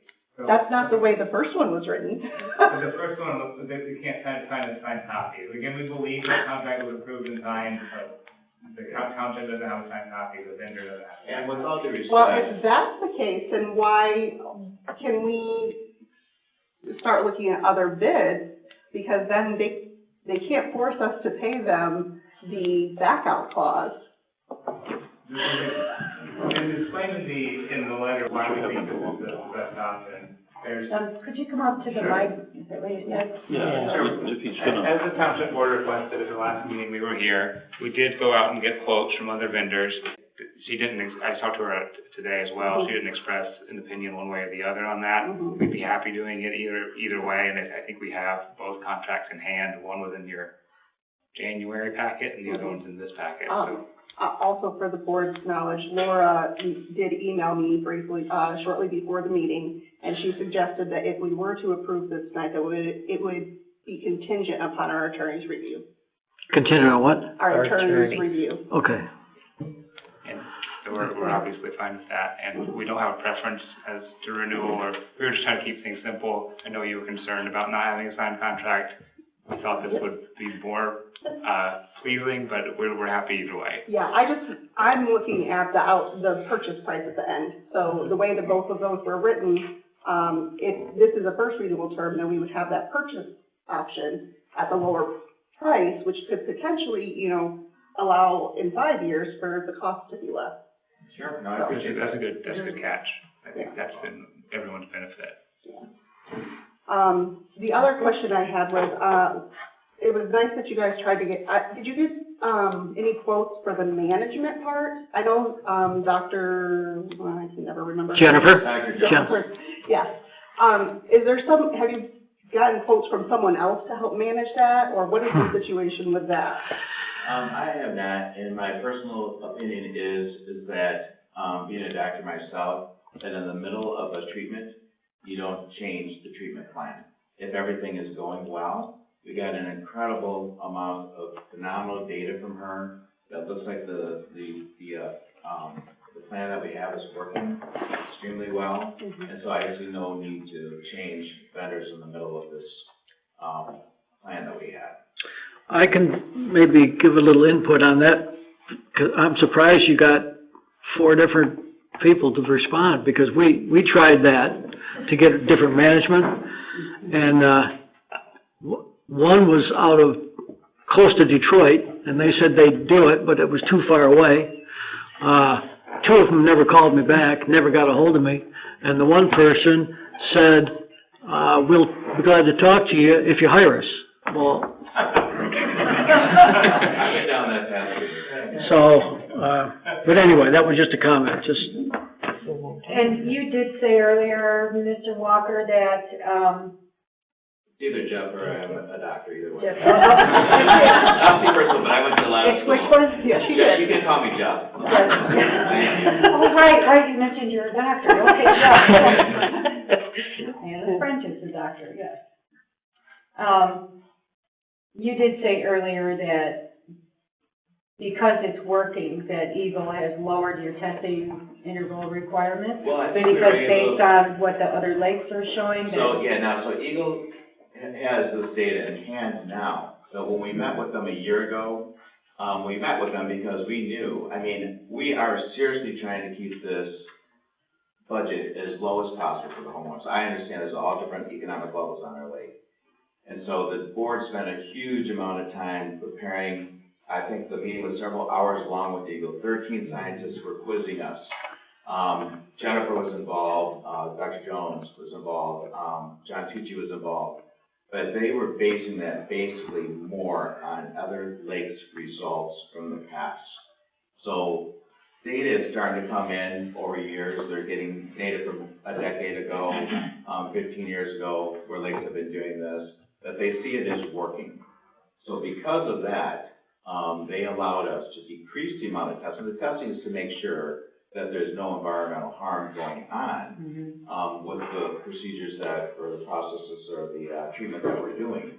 And so they allowed us to go an entire 4 years basically with no testing, where they were requiring us testing every year except for 1 year in the middle, because of they're seeing positive data and results from aeration. And now this data that we have that we're gonna that we have shared with them is going to just concur that for them. And so I'm really glad it came out this way. Otherwise, of course, they wouldn't give us the permit. So. I might just add to that, we spent time with other lakes, we had multiple meetings, multiple scientists, because we knew it was in our economic self-interest to get these testing costs more under control, our perspective of our lake owners. And this was the culmination of almost 6 months effort on the part of our board with other lakes, then basically going to Eagle. They were very open to the conversation. And we had, these meetings, we had further documentation, and their scientists said, no, you guys are on the right path, we understand that. And we understand how you can't afford what we proposed. Therefore, we are going to change what we proposed. We did all that with them, and they have documented all that for us in writing. We started to lower the cost, brought the benefit of the property owners. And we're very proud of that. And as a non-lake neighbor, sort of, I appreciate your effort to cut down on your use of chemicals and find other ways to do this. Yes. Because we all drink the water, so. It all goes into the water table sometime. That's right. When we started this process, I found out about the changes in the Eagle requirements in October of 2020. And here we are today, still trying to get this approved. So we spent a huge amount of time. Well, the first letter that you sent to us, Exhibit 9, stated that Lake Saver's contract would be $23,500 the first year, which is $22,222. And then you have listed here $21,500, $21,500, $21,500, and $21,500. But on page 54, of that same contract. It states that, an inflation adjustment shall be applied to the annual payment and shall be computed by the cumulative change of the CIP from January 2022 through January 23 of each year thereafter. And based for the computing of the CPI shall be an adjustment consumer price index for all urban consumers, all items published in the Bureau of Labor Static.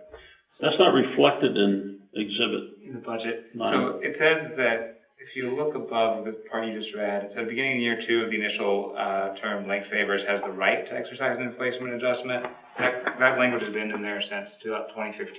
They've never exercised that in the past. It's there, it's a possibility, but we don't have any expectation. But if I'm budgeting, don't I have to budget for that? It's just an option he has. He hasn't done it in the past 6 years. Then that should be able to be striked from the contract then, correct? I believe we could request that. You want that stricken from the contract? I'll have it tomorrow.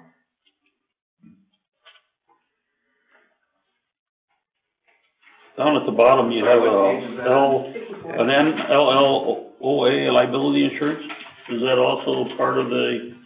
No, my understanding is when the original SAD was set up, the township board or attorney at that time said that could not be paid for through the SAD, and that's paid for through the association board. So the board members all pay that out of our own personal pockets on an annual basis, the 4 of us. Oh, to protect you as board members That's correct. for liability. That was required by your township attorney at the time.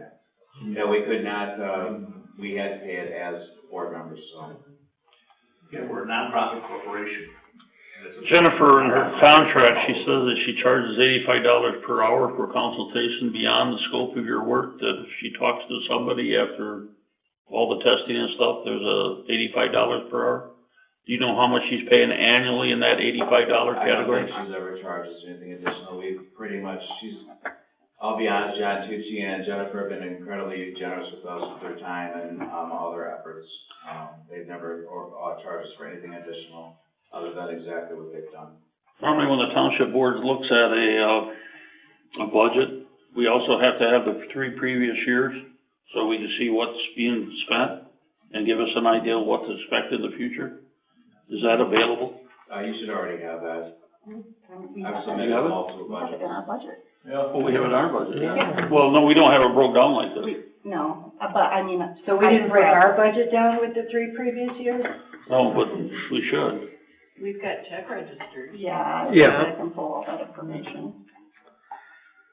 Well, I can pull the last 2 years for sure. Before that, it's, not as easy. You're gonna be in a negative, fund balance in 22 and 23. And the reason for that is, like I said, we found out about the increase in the Eagle cost in October of 2020. We've been working on this redetermination since that time. Last year, to close that last permit, the testing requirements went up, they doubled. That's where your deficit is coming from. Again, as we've explained in the letter, the board has offered to pay that deficit directly into the SAD so that there's never a deficit in the SAD itself. So a payment of $4,500 directly in this year to cover that, with the expectation on the back end that would be refunded. Or we're glad to pay it out of our account directly to RLS if you'd like that instead, that's fine. And then I could just redo the budget and take that $4,500 negative out.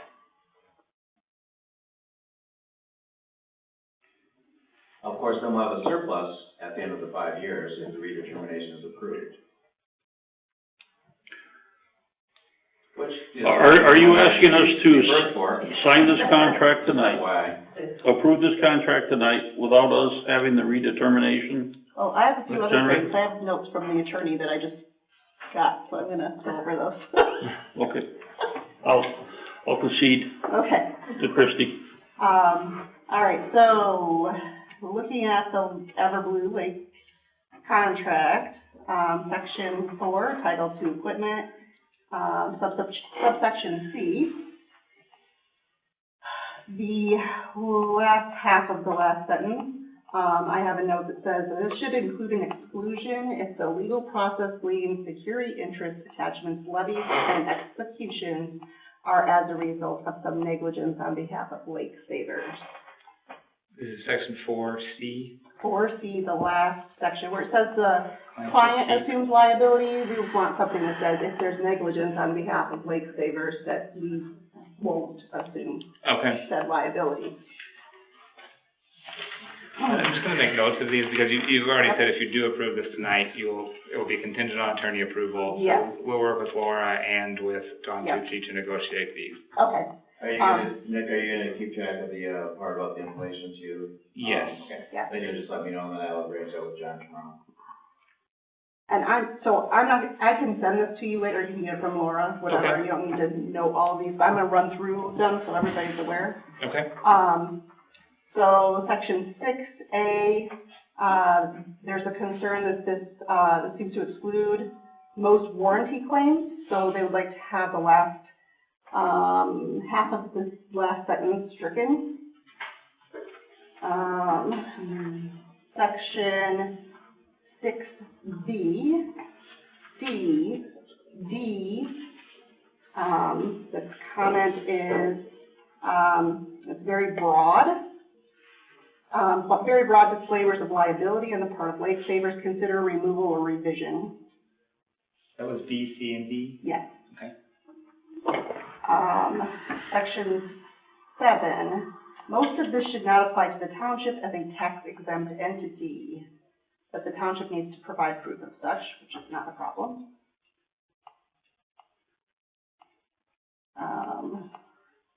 I see some red lines in here, but I'm not sure what they did. Oh, she's got a couple of red line items to add a word here or there that you'll see when she sends it over. This one is section 11D. These options do not allow the township to seek any other damages in the event a lake saver's default other than for removing the equipment or a refund of amounts paid in advance.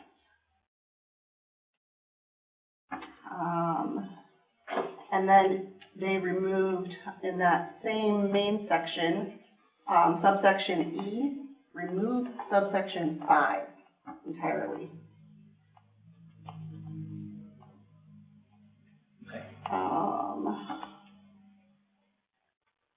Consider removal of section 15, subsection D. And is there anything on the attachment?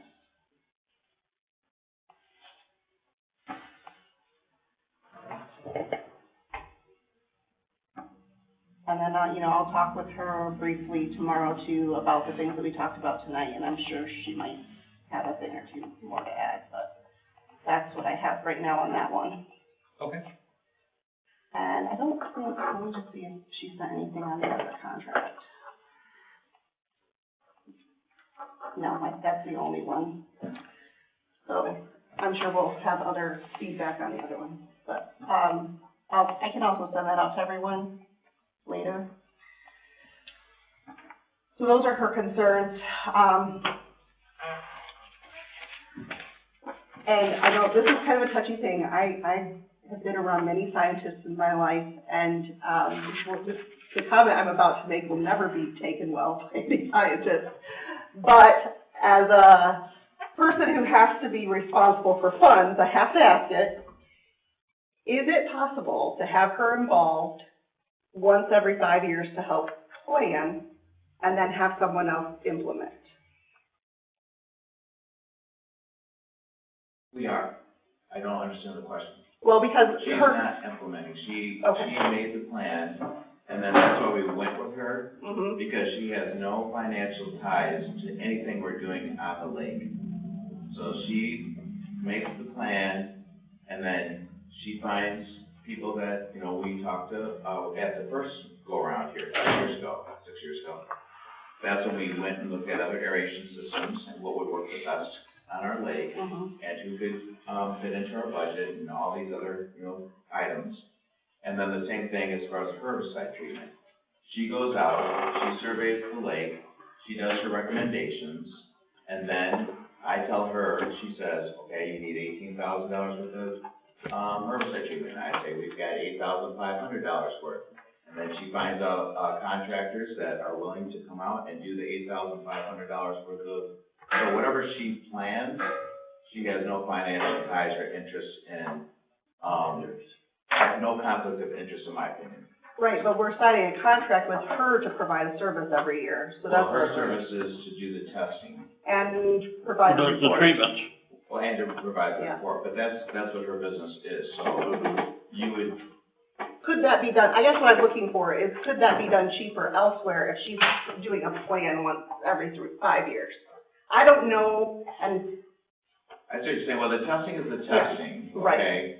And according to my knowledge is, and you are correct in the fact that, yes, you can use some labs that would do the testing, use, data analysis and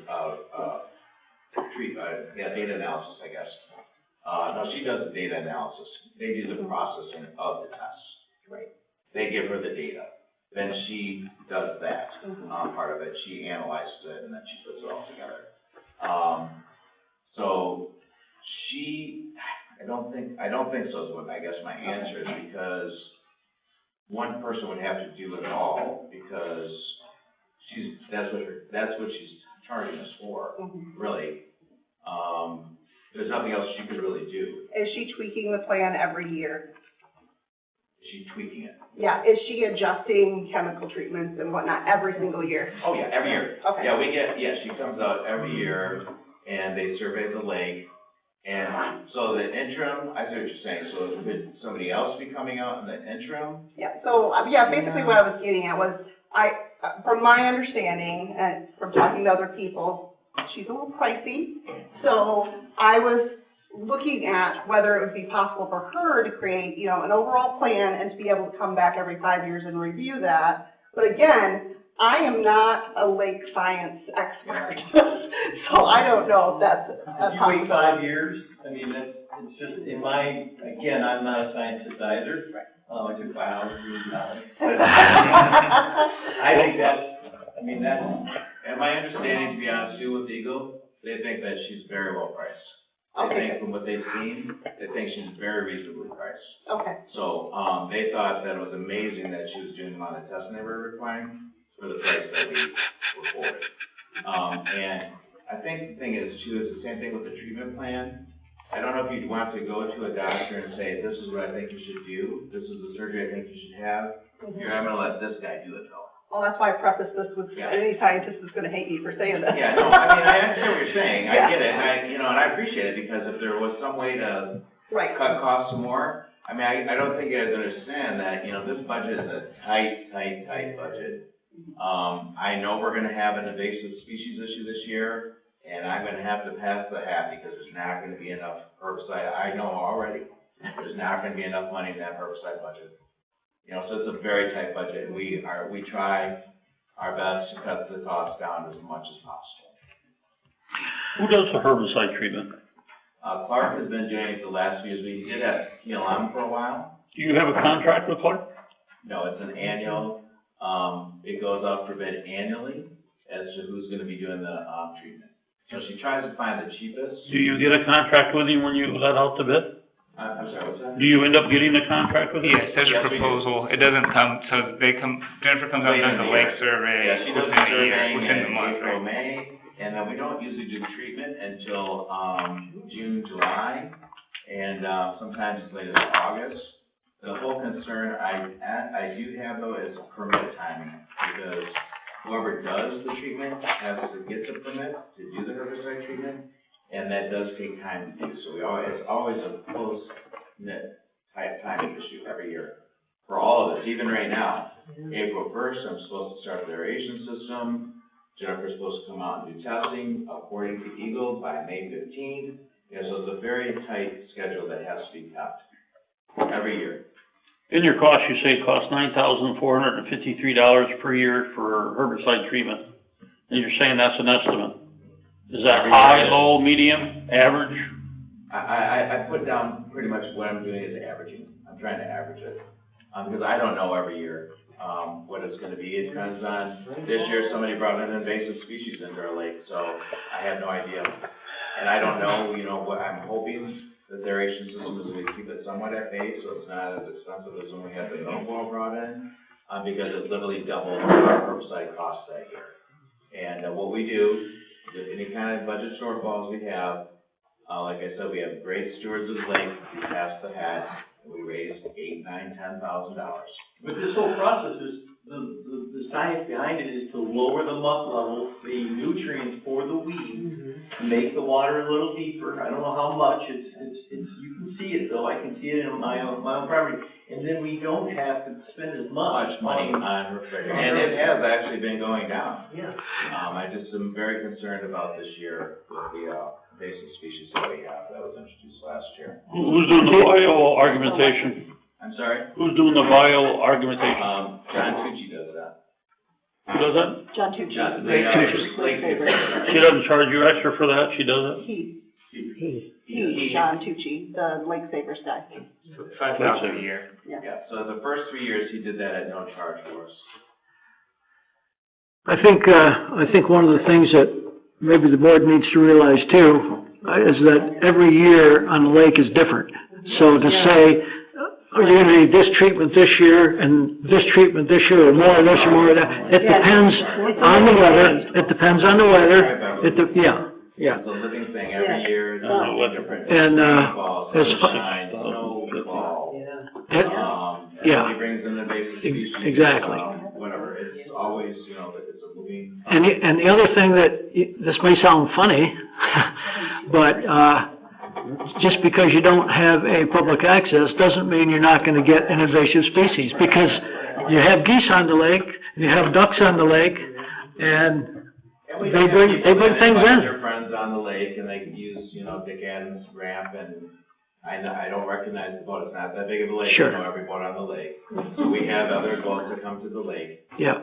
So I don't know how it got there, it doesn't matter, it is, and we have to deal with it. Right. You know, it's a living thing, and, you know, we just deal with it. Yeah.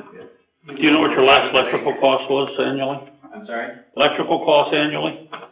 So it's been running, we are on a budgeted one, so it was like $558 a month. It went up at $600. Yeah. And it's gonna go up again, I'm What did sure. I put in the budget? You guys recall, it was $600? Yeah, definitely. So right now, so $7,200 annually. Okay. But again, energy costs are going up. Yeah. So that's gonna go up. We had an option, in the very beginning to reduce it to $220 from the generator, but the cost was phenomenal. It's like $80,000 for them to get, so we would have had a cheaper bill, monthly bill. But we weren't gonna make up the difference in the couldn't tenure come up process. It just didn't, I mean, it makes sense if you're just gonna look at that bill and say, oh, that makes sense. But, we would have never recouped the cost. Now you need to be able to recoup them. Well, here's my concern, your budget that you have in here, I don't think is accurate enough for us to have a good handle. I can't get you an exact budget for every year, I can't. It's a moving target every year, I don't know what, again, so now. We know the electrical cost is gonna increase every year, I mean. Well, then we're gonna be back here next year for another redetermination. That's what we want to avoid. I don't know what else to say. Well, I don't know what else to say too, I'm trying to help you. Put in a little clause for there. I mean, I think he's shown like, I can't wait to get you guys to increase this amount, you want me to increase it more? I would really like to increase it more, but. I think the better way to say that is over the last 6 years, they've shown whenever there is budget shortfalls because of things they can't predict, they've always put the money in. In the past, they've done it by paying contractors directly. If this board's preference is to pay it into the special assessment district, they're happy to do that as well. You know our legal responsibility as a special assessment district though, right? I do, yes. How do I put that in the budget? These are annual contracts except for the lake savers. So to the extent it's not coming up, you just don't approve the annual contract that's going to make it be a shortfall in the year that there's going to be a shortfall. This year, we've already said, you can make your approval motion contingent on the placement of that $4,500 into the special assessment district, and they'll get that taken care of. immediately, right? That's my understanding. You're never gonna get an absolute cost for anything, period. You're just not gonna get it. You can do your best estimate that you can. I mean, we know the electrical right now is $7,200 instead of Well, 6,250. I mean, that's real. You can plug those numbers in, but you can't plug in unknowns that you don't know. You can take a good guesstimate and an educated guess of past experience, but come on, Ken, there's no way. We also could turn it off a month earlier, which would result in a less of a lake improvement. I mean, there's ways to, there's more than one way to do it, but Well, we have done that. Like I said, I've had years You where can they've run it requested more herbicides at night. than we've been able to afford. Put a timer And on. the other thing is, if they pay this $4,500 in immediately, then you've got room to add that extra cost into the budget for the next 5 years. If they don't want it reimbursed. Well, right, then it wouldn't be reimbursed. I mean, you can. The money's there. There was an excess, I was saying that. And I really don't expect an excess, exactly for the same reason, because I don't feel like going through another redetermination in the next 5 years. Yeah. Too time consuming. You can what if this to death. You could say the electricity is gonna be out for 3 or 4 days, so there's your electric cost is less. I mean, there's certain things you can count on, but there's other variables that you just have to make a good estimated, college guess at because of past experience and past, performance. Listen, since you're talking about the budget, and when it comes to this year, Jeff Walker was down there with me when Clerk came out to do the spraying of the lake. And we talked to him, and I said to him, well, what is this chemical gonna do now? He says, well, it'll kill the weeds for about a month and a half, and then they're gonna be back again. So, to me, you're wasting money. You're gonna spray something, how much it ever costs, I don't know whether you were there, Jeff, when we talked to Clerk, and he said month and a half it's gonna be, and then they're gonna all be back again. So that's when I said to Jeff, I says, listen, why are we spraying this? And I asked Clerk, is there something else we can use? And he said, yes. He says, I use it on all the lakes. He says it's, friendly to use the chemical if you're gonna spray there, but he says it'll kill off the weeds. And I understand they wanna keep so many weeds. The corner by me, they can keep all the weeds there they want. I don't give a shit about that over there, excuse me, but they can leave all the weeds there they want, weed there. But for to come out and spend the money that they're talking about spending, and then you're spraying there, and then a month and a half later, the weeds are back again, well, then you're using, evidently someone's using the wrong chemicals to be using right for the lake. And I know they got this Jennifer involved with it. I apologize, but I'm gonna call point of order. Pardon me? We haven't been asking for opinions, we've only been asking for facts. Well, this is a fact, though, and the Jeff was there. And the fact is, the chemical we use is liquid, and Don't. the granular form is twice as much. It's What I'm the same saying chemical. is, we're asking questions about contracts, and let's leave it here, please. Right. I just had to get it in, sorry. Yeah. So, while we're doing that, just for some additional information, I got a hold of the, Joe Parman, the Drain Commissioner, because the last meeting we had here, and I don't remember who said it, that the lake level goes up and down a lot, and why is this happening, Because even after it rains, it's like it's gone, right? Well, I don't know if anybody's aware of this, but there was a memorandum for North Lake, back in,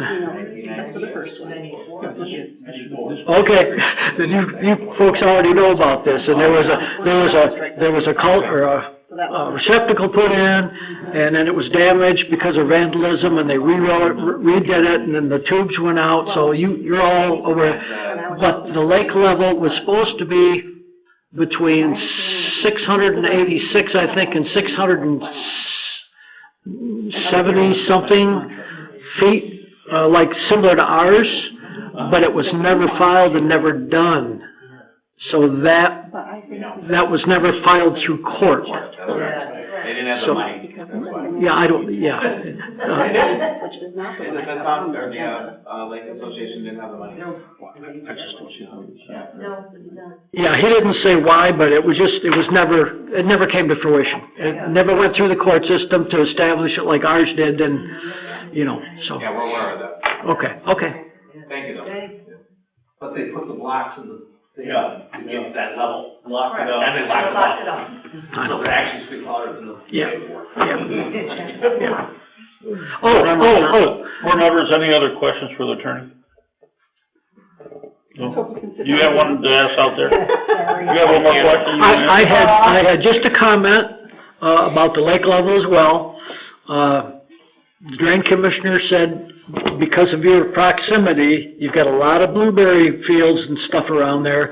He said, I don't know if there's a lot of high volume, wells that these guys are turning on that will fluctuate the water table that much, but I'm sure that's a contributor. Absolutely. Especially as dry as it was last year. And we have more blueberry fields around us now than we did 10 years ago.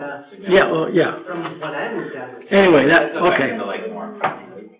I have one more question from anyone in the association that wants to answer. I believe after the public hearing, I heard some discussion in the hallway about members sometimes pitching out of their own pocket to help someone who might have difficulty with paying their share of the SAD. Is that the case then? Yeah, it's been done, yes. And also too, as treasurer, this hasn't happened for a long time. I have had 2 calls where people have said, they needed help and we've helped them, but also too, there's a way they can, through you guys, I believe, also get assistance. And I don't think anyone's done that, at least in my knowledge, that where they can defer that amount until when they go to sell their house, then that would be, now again, I'm speaking totally from the previous attorney that was. So they do feel comfortable to approach you guys as a board and say, look, I'm having a hard time, I really can't pay this. Prior to COVID, we had some fundraisers, and with that, those fundraisers, we were able to help some of these, homeowners who, needed, some of that help. But with COVID, we haven't been able to do that. And, honestly, it's hard enough for people to come to you personally. Right, correct, yeah. But we've been very generous, but also too, can I give them, I was told that about the township having the ability to defer that, so you guys technically would come up with that for them, through their, that's what I was told, and that's their form that they qualify for a tax. Is it a poverty exemption? I think, Which would be for their regular property tax. I don't think it would apply to that. I think No. that's what. I thought it was the township attorney at the time. Yeah, it was. Okay, I like to stop this. I think it's time the township board talks amongst themselves, decide what we want to do with this, and, make a good decision and address what steps we need to take. Any comments here? Christie had something in mind. I have reached out to Laura to ask her, how, if we were to move forward, what the steps are at this point for us, what she would recommend. She's verifying right now that we have the correct resolution.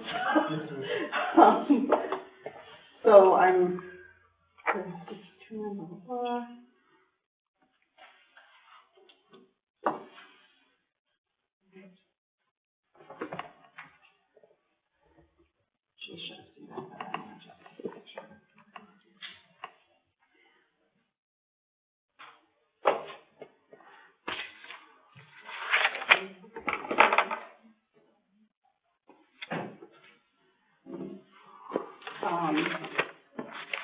because I believe we still have to have one more hearing. We have to have one more hearing, I know that. So, could you walk me through that process, Ken? So if we make a resolution, then we need to have a public hearing because we did that and it involves the tax, is that? Yeah. The actual motion that they got recommended here is move to approve resolutions, and then it's got in parentheses, 2022-03, 2022-04, or 2205 and 2206, and hold a public hearing on these matters and then we need to select a date. The other thing would be, or move to postpone a decision and address what the next steps will be. For point of clarification, what would the public hearing be on if you were to approve? Give me a moment, because I am not sure at this point. Originally, Laura had mentioned that there would be another public hearing, but looking at this resolution, I'm not so sure. Because we already had a public hearing. And then, no additional hearing. We do 2 hearings when it's a new SAD. Right. Oh. Okay. And, yep.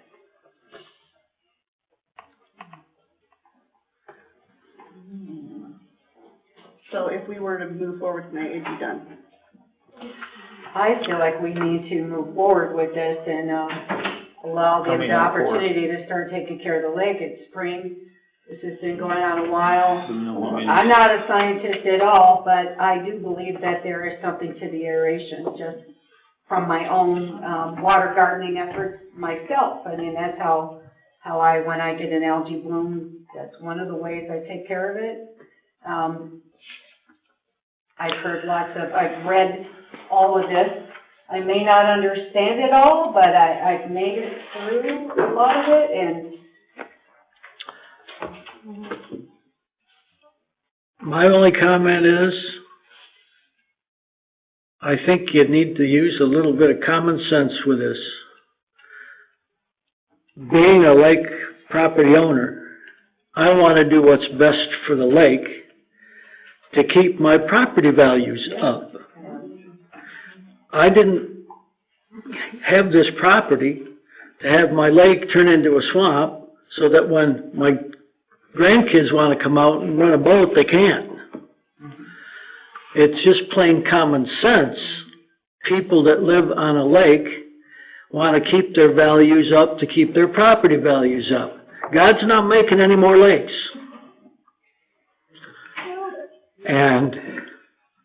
or water. So, I just think, with all of this said, you just gotta kinda think, what is reasonable and just plain common sense? My last comment.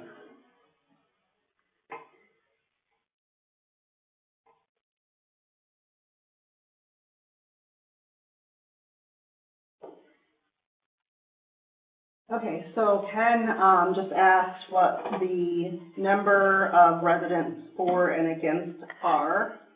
And I can't give an exact number right now, I'm gonna be completely honest. I can tell you that when we held the hearing, that number was roughly 15 for and 20 against. But I have also received additional, emails. None of the emails I've received since the hearing have been against. And I would guesstimate that I've probably received 3 or 4, so we're probably a split even 50. I've gotten them. Yeah. Yeah. So, just to clarify. Can I, add a point to that? Of the original people that, were against or had questions, 2 of them whose names appear on that objection have now reconsidered and are in favor. Either way, I think we're pretty close to the 50-50. And that's not all the, lake homeowners, by the way. Yes, I know. That's, Yeah. so you know, there's 15 or 16 that haven't responded. Yeah, well, we were talking about, it was just a pretty good response rate, period. Because I we don't get a. I agree with you. I'm glad to just have some involvement, period. Yeah, Right. yeah. Generally are. Yeah.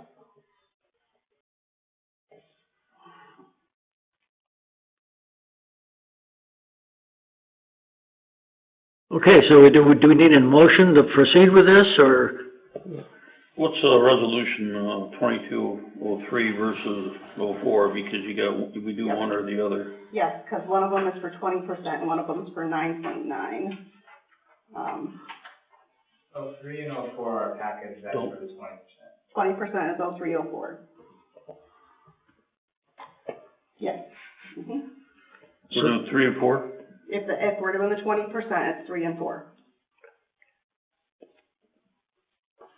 And then we're striking that hearing thing, because we wouldn't need the hearing. If that's what we're gonna do. I thought we had to have 2, is that changed? She said only for an initial FAD, you have to have 2 for the, Yeah, I'm with her. So we've held a public hearing, we're at the point, we got information on cost. Mm-hmm. We know that our budget's gonna go out of whack. Mm-hmm. I think there's. Well, I'm still looking for a motion. Do you need a motion for both of these, I need a motion. 2204 or 2203? So you need 2 different motions. It's because it's a number, it thinks it's a phone number. Okay. Hold on, you can open it down here though. Here? Yep.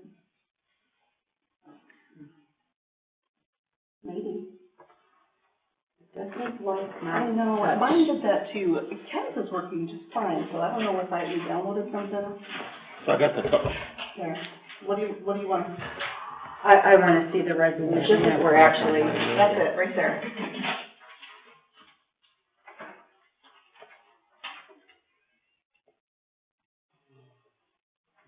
Do we need to approve, 2203? Somebody needs to either second it or whatever, we can't just. Okay, I will, second that. I'll support. We're doing this one. And then we could do further discussion if we need to. And. Well, should we do 2203 first?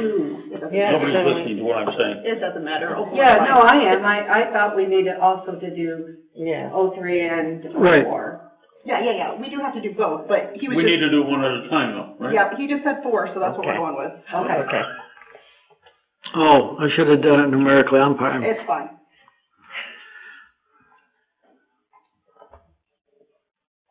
All right.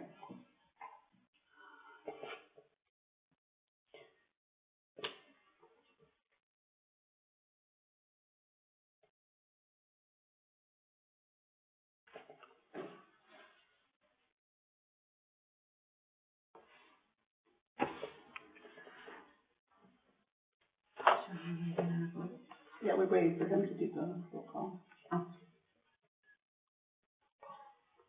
Why does that say, 31,200? 20% of what it was before. 20% increase over what it was before. No, I'm No, sorry. It says that's what's currently being levied, and the costs are going to exceed that. I thought we're over they're getting 38.5 right now. Why does that say 31,200?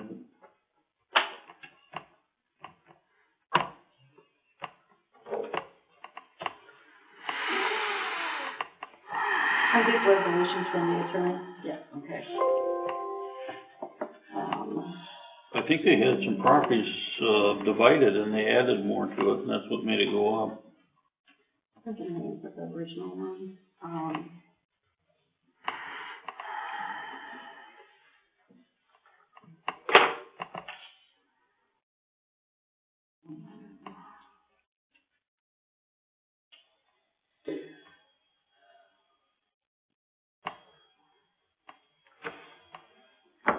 You want me to get you over there?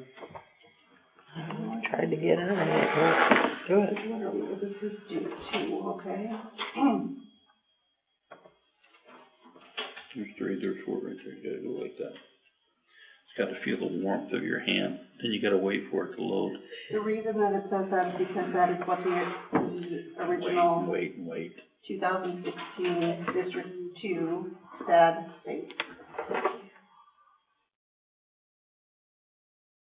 I don't know if there's, I'm guessing the reason why it's up is because there have been additional parcels added. Well, that's what I said. Yeah. Yeah. But does that make this right? Yes, that is correct, because it's based off of the original Cause it went from set. 53 to 56, didn't it? Mhm. So that's what's in the old set.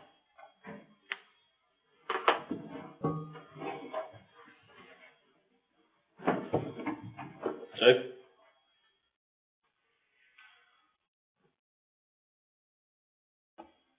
Got a motion and a second, correct? Correct. It's gotta be roll call. Yep, there's money. Another sheet of paper, I got a big, more paper, I guess. You need a bigger pad. Yeah, he does. Let me see, this is 22-004. Gary? Yes. Rhonda? Yes. Christie? I'm gonna say yes with a comment. I am concerned about some of the people that cannot truly afford this. I know that there was a statement made somewhere along the way about offering, funds to those people. I really hope that those that are able to do that will continue to do that. They just did a great job. Can you also go follow up for us as to the legality of the ladder, which is what I was telling, some people take advantage of that, of the free meeting. I'm not saying when, where, how, I just know that. Yeah, Just we'll let by the everybody car they finish. drive, and, I'm assuming, so I don't wanna do that, but. Bill, your vote? Yes.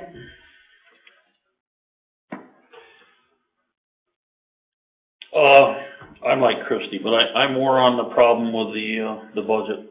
And I'm really concerned that you're not gonna have enough money to do this over the next 5 years. Well, we haven't had a budget problem in 5 years, we've covered it. I know you can tell me all about your history, I'm just saying that looking at it from my point of view, and I like finances, We're if gonna be in our budget. I was, were those guys, 3 guys that, listened to people about putting a proposal on? Oh. Shark Tank. I would say no, I'm out. 3 guys. Well, I'm gonna vote yes based on my comments. Just on that other comment, we have no control over sending those people to you. We could not be involved in that, so. So what was proposed by the township attorney at a meeting that we all attended when we were getting this started, was that was an option for someone who could not afford the increase. To come to the township and ask for reprieve. Oh, because of the township. Poverty exemption. And that's on all their taxes, on their property taxes. Yeah. It was specific though to the SAD. I was gonna say, I don't think the normal poverty exemption is included. But if they're, their taxes. Right, the one, going that up. makes sense, but they were making their tax payment and now they couldn't afford the extra $300 a year or $800 a year. Now, whoever, They don't what get, he was, he said that was an option. Right. We're gonna, they don't get charged interest on that if they're late. I can just add one comment, just when we talked to the municipal attorney specifically, because I actually did have a conversation with the state of Michigan about this. The state of Michigan requires this township's assessor to have forms and a written process in place for a SAD forgiveness in a loose sense. Oh. And that's something that, with the prior assessor, I came to try to say, well, what is this, that we could help them turn out? And they had not a clue that you weren't complying with state of Michigan law with respect to these forms and processes that you're supposed to have in the assessor's office to help with people to come here. That was several years ago. Wow. And so I would say that's a to-do somewhere. only if they're homesteaded, correct? Probably. I would hope. Yeah, I don't know. You have a lake house and you can't afford. Yeah, right. I just wanna make sure we're That's what clear. we're talking about here, yeah. Never know. I just say, I think the assessor, somebody should go to the assessor and find out the state of Do we Michigan have to law. approve 3 or not? When we went to the state of Michigan, Yeah. our attorney then, who's the current one, said That's that's the other what is special practice law, assessment under district. special assessment district law, they have a provision that you all are following. Yep. We're trying to do business, we're trying to help you, we will be here all night if we continue talking. Okay, so you need another motion for, well, that one passed. We got 322-003. And I would, I don't think we need any discussion on it. Gary? No, wait a minute, you don't have a motion. I move that we approve 2022-003 resolution as written. I'll support. What I did is I actually went in the future and I heard that before. This is just all. Gary? Yes. Rhonda? Yes. Ken, yes. Christie, yes with comment? Nope, I'm not coming again, I already did. My turn. Beverly? Yes, no comment. Did I hear no? Yes. Yes, I heard a no. Yes, no. Yes. No, you did not hear, no, you heard a yes. Okay. Unfinished business, we got through step one. It's only 9:30. Thank you, Northlake. So we Now, still sit have. there. They can't leave until. Okay. J2, Northlake Restorative Lake Contract. Oh, I've been working with lawyers and doctors my whole life, I know. Isn't that what we just? Oh, no.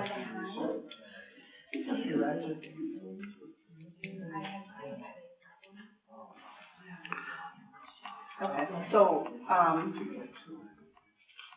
let's have a little discussion about whether we want to move forward with these or not. If we do, there's a good motion here. I was thinking that we should, but as we discussed earlier, contingent on, what the attorney would. Right. Well, Contingent on what? If we The attorney The said. changes the If we go ahead and yeah. sign contracts tonight, we need to have it with our attorney. Yes. That's in there? Yes. Right. That's all in there? Yes. Can I get a motion on Northlake, Restorative Lake Contract? Yep. Unless there's any other discussion. Gary? No, as long as they have in there with our attorney. Okay. Who's making the motion? I'll make it. Christie's making the motion. Move to approve the proposal contracts with RLS and Lake Savers on behalf of the North Lake Special Assessment District, contingent on review and approval by the Township Attorney, and contingent on the deposit of $4,500 by the North Lake Property Owners Association into the Special Assessment District account. I have a second? Yeah. Beverly? Gary? Yes. Rhonda? Yes. Ken, yes.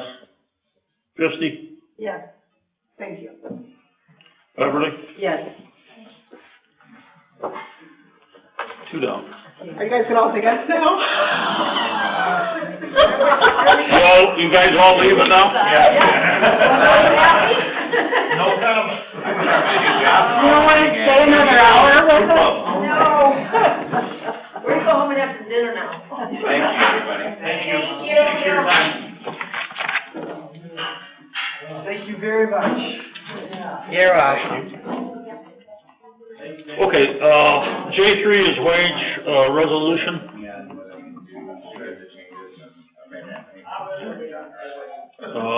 Board discussion. Okay. Any outliers there that we need to talk about? That will be, let me go back. Why is mine not loading up? I can't pull anything up. I don't know what is the matter with it. I don't know, it works. Mine won't come up either. It's sitting there, I already did I don't it. know who downloads them, something weird. I think. Yeah, that's what I It's think, not something with working. the download went away. I couldn't pull up Because any they work- contracts or nothing. These work beautifully in the planning It commission. might be that They we really have did. too many people on this. Could be our invoice, the resolution. She's trying to pull it up. Thank you. So when I updated it, and now it's linking to a website, but at least I can pull them up. Yeah, I have to sign out. How come I can't pull this one up? Mine won't pull up, none of them. Oh, is it TikTok? TikTok? So like, it has the old stuff, Oh, so it had too much. Now, The problem, data in there, Yeah. cashing each other around. See, I understand this stuff, I just can't I don't know what explain it. it's doing. That's just one page, you gotta go back. Well, There it is.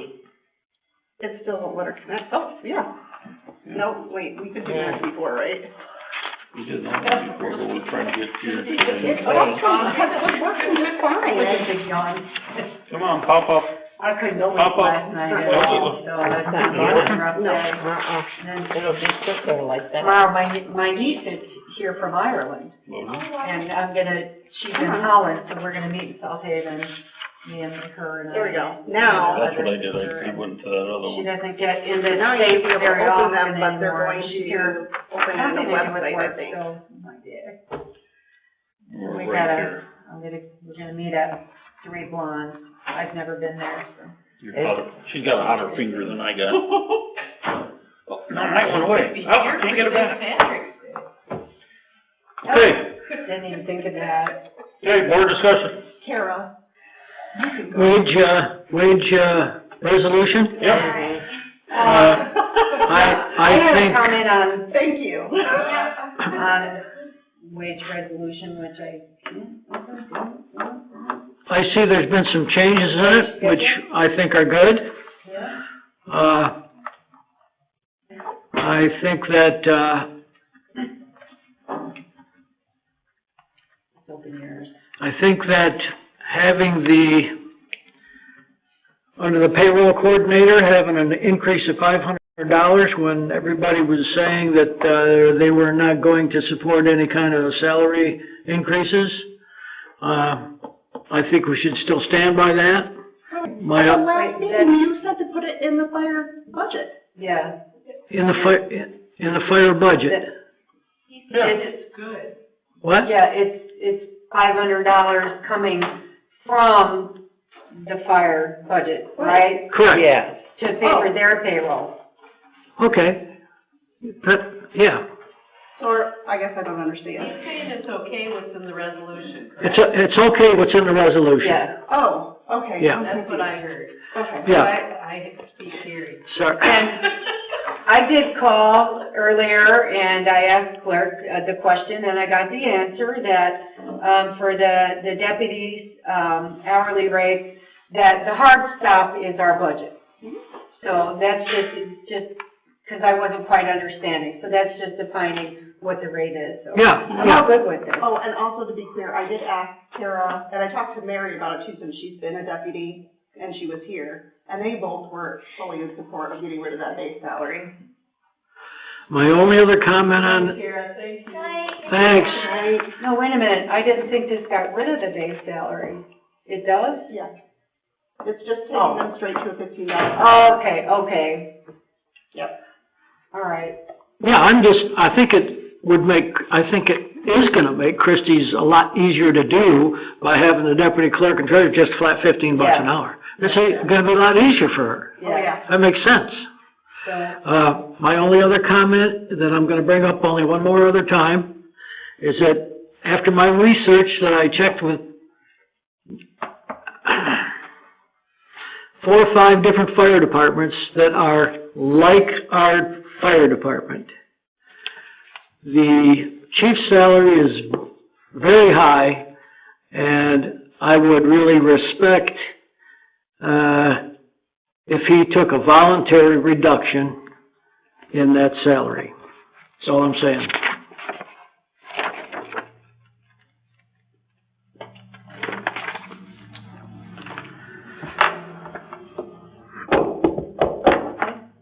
Well, I don't think we go backwards on salaries, and it's been set, it's been there. Yeah, 'cause he's not. Harry Regala was making $20,000 back in 1999, 2000. Christie took a reduction in part of her stuff. I respect that, and I think that, the chief,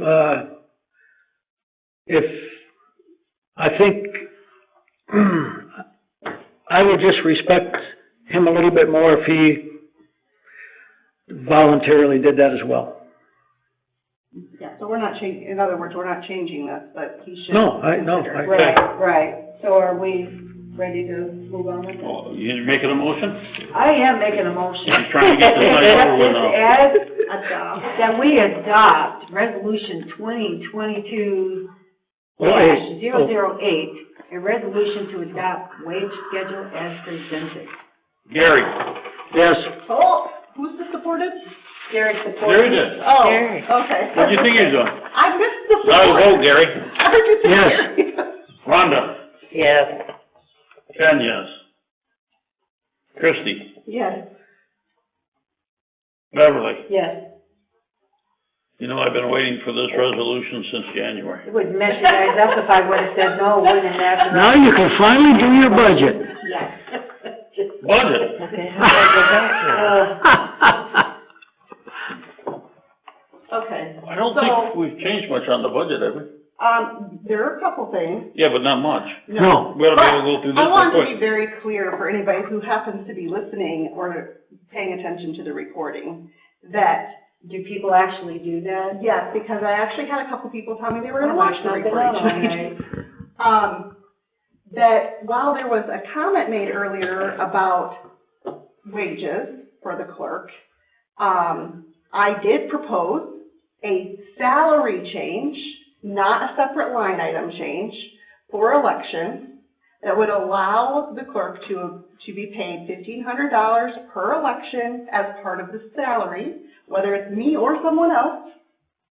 And I did that based off of research and through MTA with all the other clerks.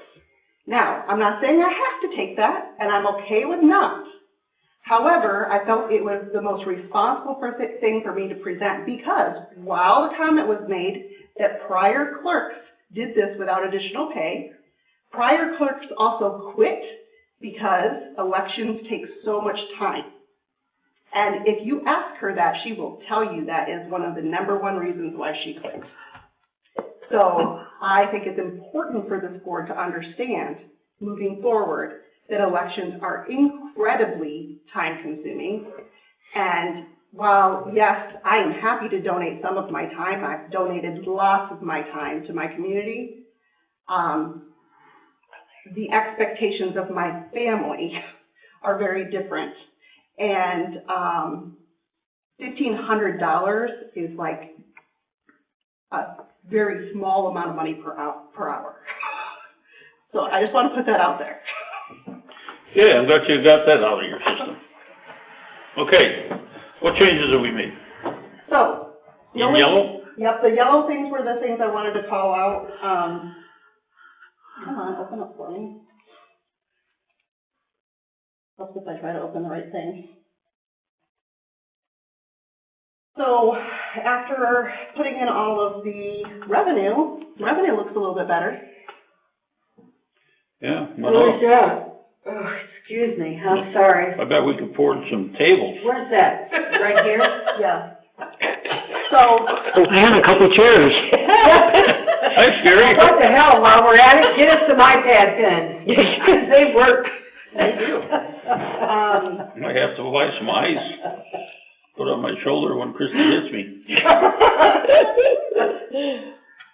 So the first column of the highlighted section is current activity. And then the second column is where I was changing things, and the final column is what we agreed on at the last workshop.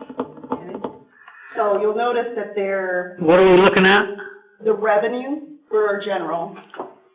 So you'll notice that the tax revenues are higher this year than what we're projecting for next year, which I don't think is probably going to be accurate.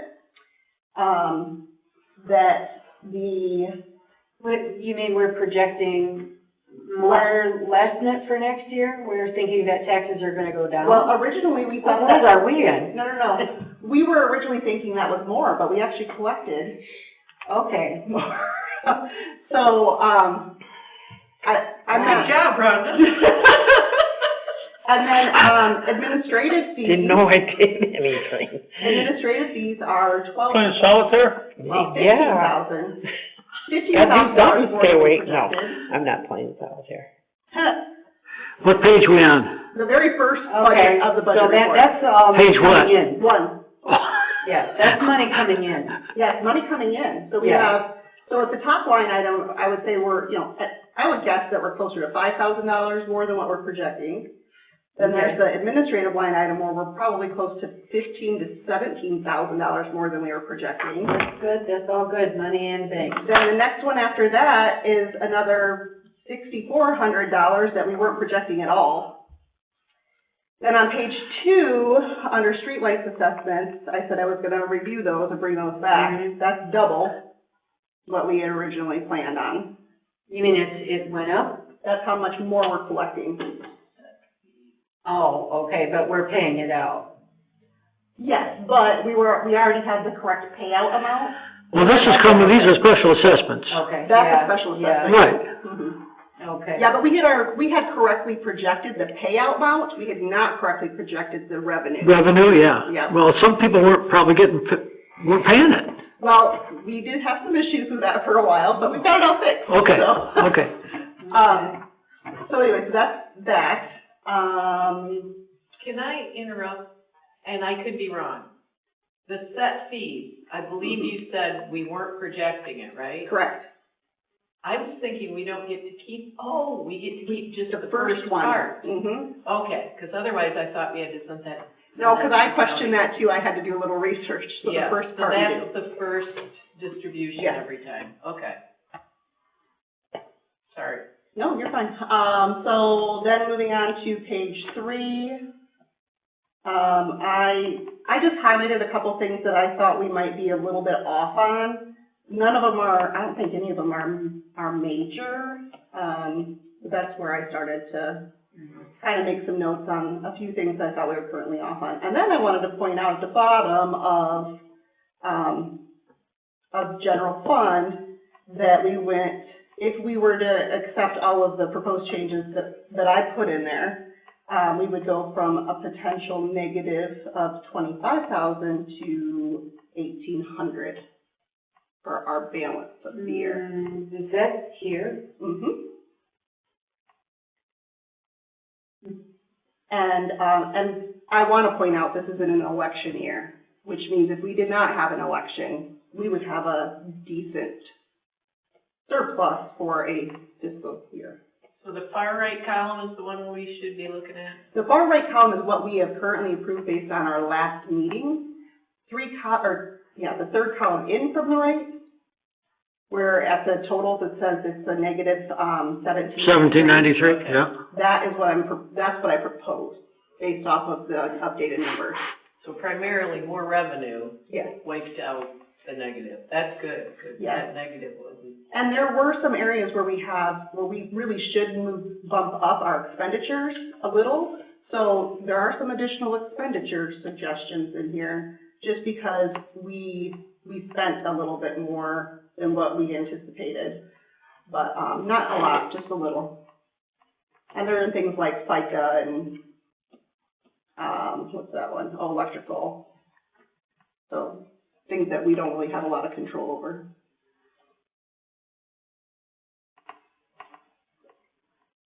And I think that's really about it. Just you guys now have all the current numbers.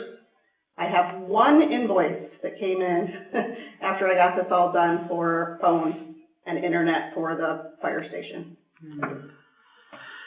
Was it in the ballpark of what the budget is, They're already over in that area, I think. Let me see. For a phone? Why? Yeah, why? How does the phone, they don't have like a set rate? Because my phone bill has a set. I think it increased and we didn't adjust for it. Oh, where is that at? Right here. Yeah, I'm actually proposing in that one. I did not highlight that, I should have. I proposed a little lower on that because originally I thought that Bloomingdale Communications was gonna get them connected this year. now, But they are not. is this going to, Nope. is this the new system that's gonna be going in? Is this in with this or no? No, that's what I was just saying, is that, originally Bloomingdale Communications thought they were going to be able to include the fire station this year, and it is not looking like they're going to Oh, be able to do that. So that's why I said we need to bump it up to the okay. 400. Okay. if Bloomingdale was coming in, we could actually lower this. Yeah, okay. But, yeah, that's where we are.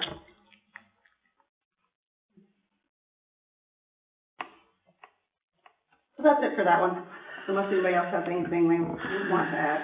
We don't vote on that one, that's just an update, correct? Correct, we have just a reminder, hearing is on the 29th at 6 o'clock. The notice has already been sent to the Tribune. It's posted outside, and Thursday it will be going out in email on the website.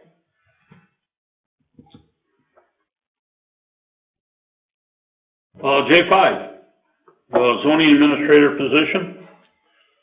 Tasha provided a proposal to the support the planning commission for the zoning ordinance changes, but she wants to increase her hourly rate from $60 up to $60. It's 48 now, right? 48 to $60. Yeah.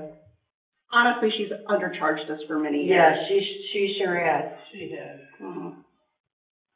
And we don't expect this to last forever either. We're hoping that by summer this will all be all done. Right. We're taking big sections now, assigning them for homework, reading through them, and getting. Are you making a motion there, Beth? I'm You're talking a lot, making you a must motion, be making a yes. motion. I make the Second. motion. Wait, what's the motion?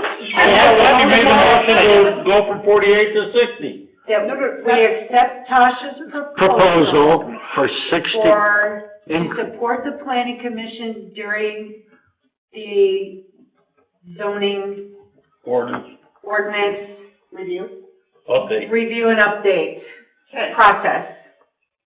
To $60. Her proposal is. Okay, I'm sorry, I'll shut up.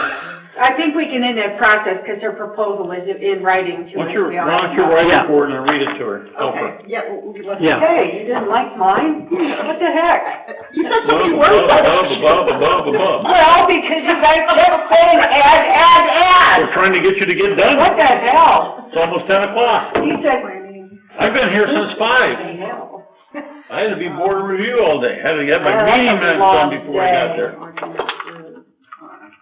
And I could either sympathize or I could go, wah. He's a little one. He's a little one.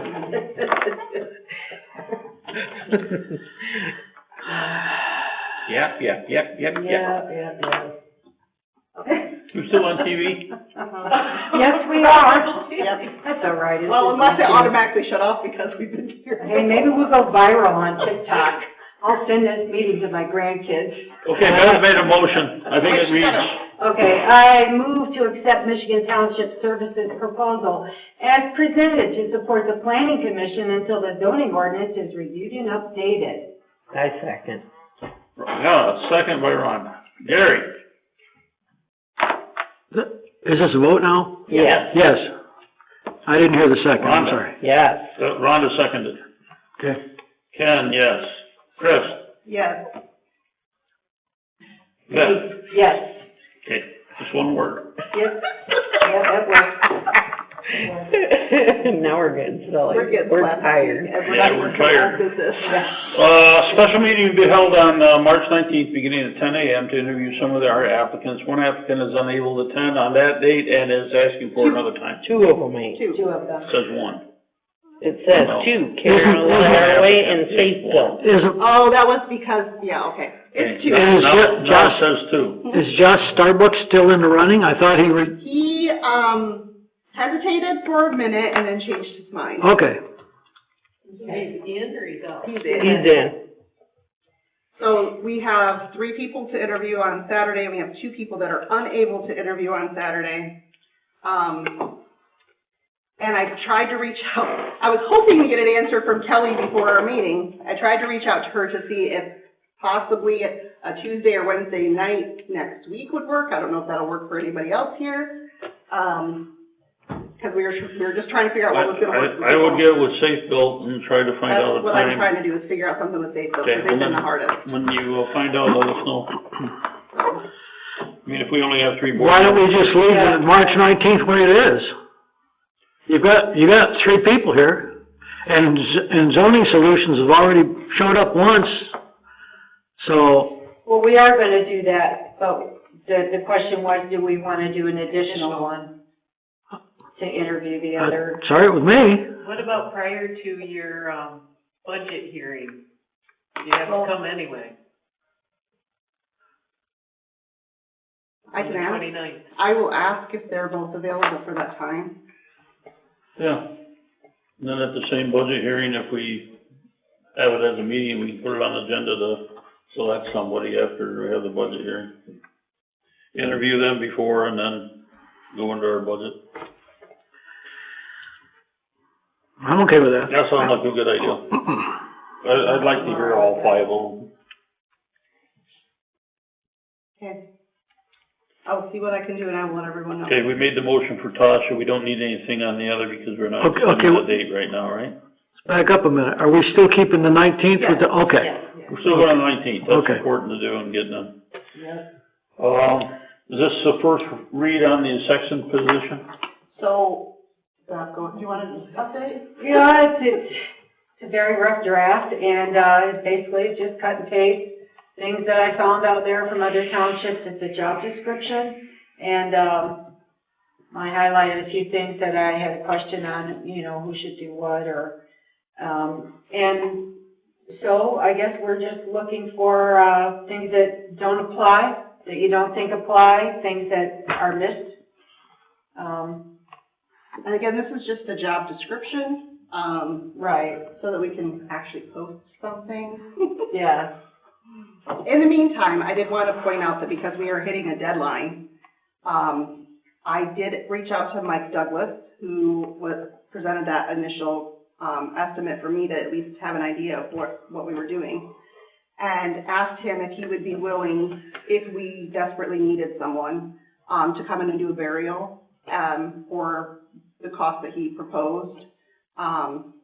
And he said that yes, if the board wanted him to, that he could come in and do a burial while we're in the middle of trying to figure out who the contractor is. When is Gasper's last day? The 31st. We can't talk him to stay on until we get a replacement. We can talk to That's what I him was too. thinking. Yeah, that's what we should do. Yeah. That's what we should do, is just get him to stay Yeah. till we find a replacement. And we ought to ask him if he knows of somebody that would be good to replace him with. He actually asked Mike Douglas to take this business. Yeah. That's who I he guess asked. if we know who he like. And the other reason why I suggested Mike Douglas fill in is because if we ask Jeff to extend, I feel that we would have to extend the contract cost, which would be whether he does a burial or not. So I just want to throw that out there. Okay.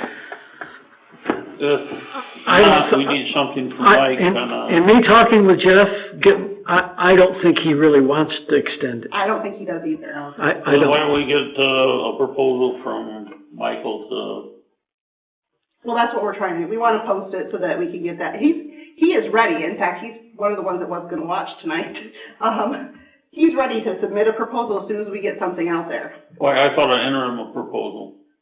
He did send us some estimates, which I gave to the board last month. Right, Last month, right, right?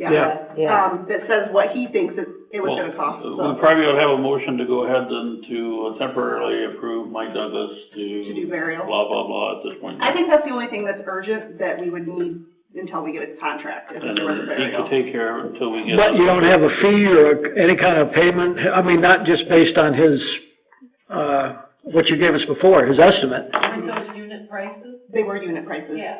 Oh, Yep. okay. All I remember was the bottom line, but, okay. Hey, do I hear a motion? I move that we allow or hire, I guess. Contract, okay, well, it's not really a contract at this point. Okay. Temporary agreement with. Temporary agreement with Mike Douglas. Mike Douglas? Yeah. Yes. Junior. To temporarily fill in the section until we are able to Interview and select the Texan. Mike Douglas. Move to enter into a temporary agreement with Mike Douglas to perform section interim section duties. sexton duties. starting April 1st. And continuing until Where did it go? a Permanent. Oh, I did it again. section My boss misses me like that. isn't signed. Yep. Sound good? Good. Yeah, that's not good. All right, who's second? Gary with the motion. Okay, I'll second. Thank you. Who seconded that? Yes, Bev? yep, Gary? Yes. with 2 words. Rhonda? Yes. Ken, yes. Christie? Yes. Bev, one word? Yes. Sure.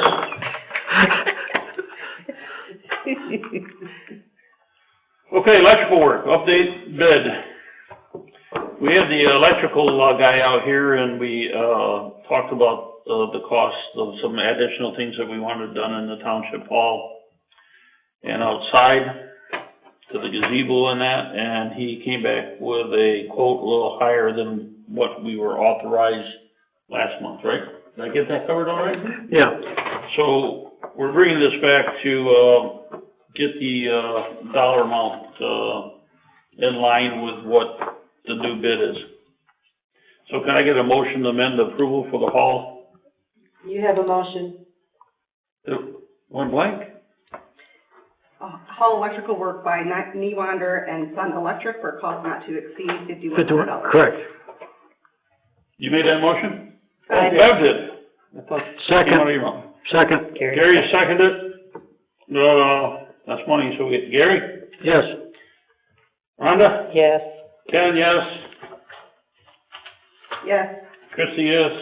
Bev, one word? Yes. Takes care of that. Purchasing policy procedures. We have that to look at, right? This is for first read, this is second read? Yes. Does anyone have any comments on this? I do. I do too. I do. And Gary does? Yep. I've got a couple easy things. Christie, you have comments? I'm just listening right now. Okay. What I'd like to do is have Gary and Christie get together and... Beverly, I mean. Beverly. Oh, Beverly and Gary get together and come up with a final and bring it to the... No, I just have comments, right? Some of them are typos, and they're just easy things to correct, and some questions to ask. Okay. Okay, one is, I'll email you the typos. One is just the word financial together. It's a funny one. It's, about board approval based on emotion. Instead of motion, it's emotion. Yeah. I had to write that down because I thought it was funny. I just had a question, under the, just awards, awards and approval mean the same thing. And the word award, okay. Yes, it does. And that's assuming as a board award. The only other comment I had was the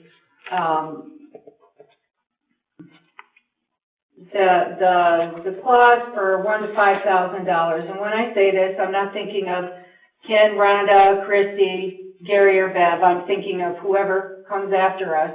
I'm just wondering if we could get some kind of wording in there that would keep somebody from getting around that by, like, I don't know, good term, stacking, do you understand what I mean? Like a hold harmless agree or? No, like they can spend $5,000 just on the policy, but to take them from chopping up a $40,000 thing into a bunch of $5,000 units. Well, I've got That was my only comment on. Okay, I've got under the purchasing policy or procedures, the only two comments I have is under I think this is way too complicated and need be for our size township. And maybe we look at MTA, see if they have a template. The other thing is that under the definitions of procedure, I think we need to clarify that all board members would have purchasing authority and as department heads of overall township. And the other thing is that I think we can simplify this by going to procedure, procurement, yeah, okay. Number 3. Procurement. Yeah, number 3. And scratch out A, B, C, D, E, F, and just use the table, as an index instead with a couple of little changes. And then it goes to what you were saying, Bev, about what to do, and also using the tables or the sheets for putting, like Ken was saying, that we'd have more documentation so we know exactly what we're supposed to be getting, and getting 3 bids whenever it's possible, depending on, I call it Exhibit A, this sheet. Yeah, I think my personal opinion is before we strike all that, language, I would prefer to run that past an attorney. Well, that's fine, I'm just saying, I think that this, quick reference chart could be used instead of all this language. Right, well, yeah, the quick reference chart definitely will be passed out to everyone to use. Oh, yeah, yeah. But the language is kind of... So I see the language as to support it, and the reference chart is what we would actually use. And I only made one of But I these. like the language being But I'd be there. happy, I mean, I can even leave it, and Ruth can make copies and give it to you guys, and you can look at it. I've already looked at, I did look at it. Oh, I mean this, what I did. a new one that you did. Yeah. I didn't know. I mean, it's the language that you saw, except I don't think we need it all. Anyway, so maybe we should, do what Ken suggested and just be a second read and get together for next month. That way the attorney can look at it and we can, submit it. I don't know, other comments, suggestions? You haven't heard that? My husband is messaging me like crazy. I was good Where are you? with it, other than the couple comments that I made. I just, it is a big document, but I think that's kind of in response to everything that we've been through. I mean, we've been trying to get a purchasing policy, so, I'm open to whatever the board thinks. I'm very hesitant to remove the language because I think it provides detail that's important.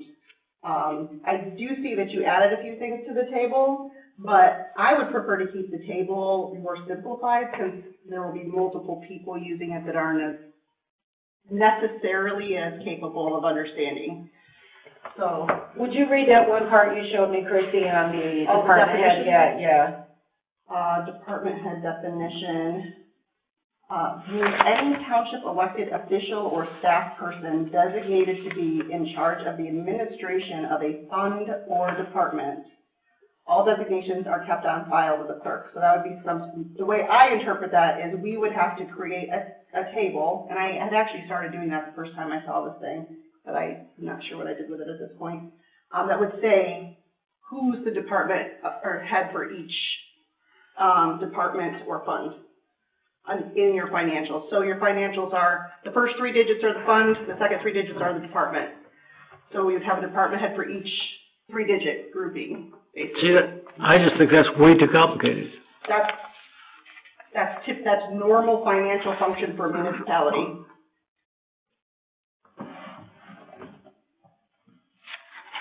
That doesn't like me. Try Supervisor for your username. And I think that the dollar amounts here, when it says it starts under $250, that's way low. I think 750 would be a starting point, and then go from 750 to 2,500 instead of 1,000, and then 2,500 to 10,000 instead of the 5,000. and just have the different contact initiate the person would be the township board instead of, just the supervisor. Because when you get up into 10 grand or better, I think it should be a board decision. Well, okay, so I'm really not trying to pick, really am not. No, that's okay. But when you increase that $1,000 limit to the 2,500, then what I did with the tables is perfectly fine. And you earlier didn't like that. If we have it. Well, we have it. We have the money. No. The procedure. The procedure. Stuff like that. So you were upset that I did something because we didn't have a procedure? I was upset because typically on expenditures like that, it's decided by the board. You follow your procedure that you have set for the board. $500 or less, you can do that. Well, no, you had past precedent.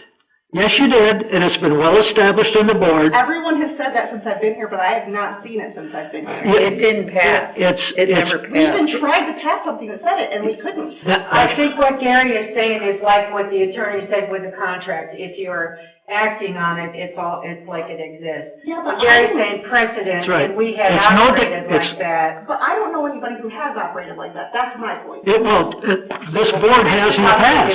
Yeah. Okay, we're going to our Okay, all right. What are we gonna do with this resolution? I'd say we postpone it until next meeting.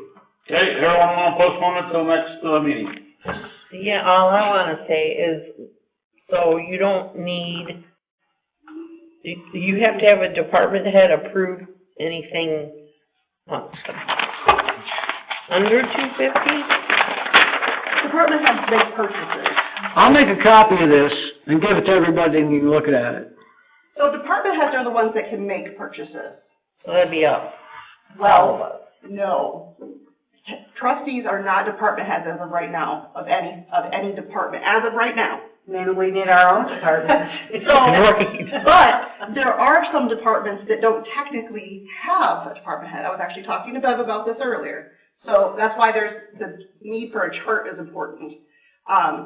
Statutorily, I would be the department head for elections, and Ken would be for assessing. We would also be the department heads for our own departments, supervising, clerk, treasurer. That'll be your road. Okay. Now, we have a resolution that I think makes me the department head of cemeteries, but don't quote me on that, I'd have to read it. So each of those funds would need a department head, and we would have to identify who that department head is, not funds, excuse me, departments, who the department head is. So for fire, the chief. But police, that's one we'd have to assign somebody. Ken. So roads, Contract. we assign somebody. Township board. There is a fund that's township board fund, or sorry, department, keep doing that. Township board department. We would have to designate who is the department head for the township board department. So when I think of spending at departments, like for, I only think of, like, so if I need, an office supply or something, printing for, the planning commission, or, it could be advertising, I don't know, I can't think of much that I would actually initiate a purchase on. Each one of the funds. Because I would just go department to head. someone and tell you, ask you to order it. Correct. So, but that's the thing. So each one of these, you know, if you look at our budget, it's broken up into each of the departments. Yeah. We have, this is a department, this is a department, you know, so we have supervisor, stop doing that. Assessing clerk, so we have board of review would actually be Ken, treasurer, we have township hall, so that's the actual building itself would need somebody to be the department head. Inspection, planning commission. Yeah. Would the planning commission be our board representative? Yeah. You know, so that's what I'm saying, is we would need a chart that says who are the department heads that can make purchases for those departments. And Rhonda, treasury is on there, she's got her Yeah. own, Yeah. that she could order what she needs for That's correct. tax things. Yep. Okay. I think I made a motion to defer this till next month, right? Okay. What is, yep, do we, Postpone this till next month meeting. And then Yeah, we have a resolution here, yeah, you'd have to make a motion to postpone. and then I will, Do I have a second? I second. Gary motion, Rhonda second. That requires a roll call vote? No, all A's say A, all nays say yes. Yay. Sound like A's took that one. so what's the plan moving forward though? Good question. Well, For what? We're gonna have this on for next. Yeah. he's Next, gonna. I'm just gonna get copies of what I have. I'll give it to everybody. I'm gonna put them together and give you a document. That's Then it. I'll send them out to the two that made the comments and see if they like them. Wait, what did you just say, Ken? I'm sorry. Send me, It sounded like. You and I are gonna go out to lunch, and you're gonna buy, and we'll go. You're gonna buy. Okay. I'm only buying if it's beer. I was And gonna you're gonna say, drink it. here. Okay, free beer, yeah. Free I don't beer. You're gonna Free take- beer. Oh, Yeah. thank you for my request is, Evergreen. if we remove any chunk of language, I would like to have the attorney review it. That's my only comment. Okay. So then we need it sooner than later. Yeah. Did it come? Tomorrow I'm sleeping all It day. came from an attorney, another township reviewed document. What township? Okay, we moved. Oh, I knew you were gonna ask me that. I don't It was know the first about one that came up to me, I think, when I did this. I was iPads. actually pretty blessed by it. I think if there's nothing in there that we could get sued over that. I just wanna make sure that we have clear definitions, cause I don't like ambiguities. Anyway. Michigan Township procurement policy. Have What are we trying to 15% do right now? remaining He on wanted my to know where battery. I found this. You can just email it to me, it's not a big deal. I think it was SIO. The purchasing You said you could document? just email it to You me. can just email it. Come on, we gotta put this in fast mode. Yeah, My laptop's dying. It's SIO Township. Skylar? Yeah, content. SIO, Yeah, SCIO. yeah. Oh, Okay, I'd like to move on. Yeah, let's go. J9 is notary. Our cost, that we actually Approved. We need more. approved was a little short of what it actually cost. So we need to move to amend the, approved notary expense for the township secretary not to exceed $230. I'll make that motion. Doug made the motion, second, Gary second. That's a roll call vote. Gary? yes. Rhonda? Yes. Ken, yes. Christie? Yes. Beth? Yes. Okay, we made it to the old business. God. And here comes the new. Any way we could take 2 minutes or You need a I bonus? can leave them for a minute? Yes. Yeah, We'll take a 5-minute recess. we don't need to do that. We can talk about this one for 5-10 minutes before she gets back. Okay. Right. Oh. Yes. Now I'm feeling my. We have a resolution, for the, maintenance and improvement, extending and or adding branches of, land in Grand Junction Drain. This is the Al Burnham complaint for the last 30 years of water, sinking his house. This resolution, got the Drain Commission to go out and get a cost estimate of $85,000 to do the project. The township would be responsible for $20,000 or 20% of the actual cost. Why? The county also picks up 20% and the drain district picks up 60%. Now we have, under the road fund, we have money called drains at large. And this is where that money, $20,000 would come from. Because. The county picks up how much?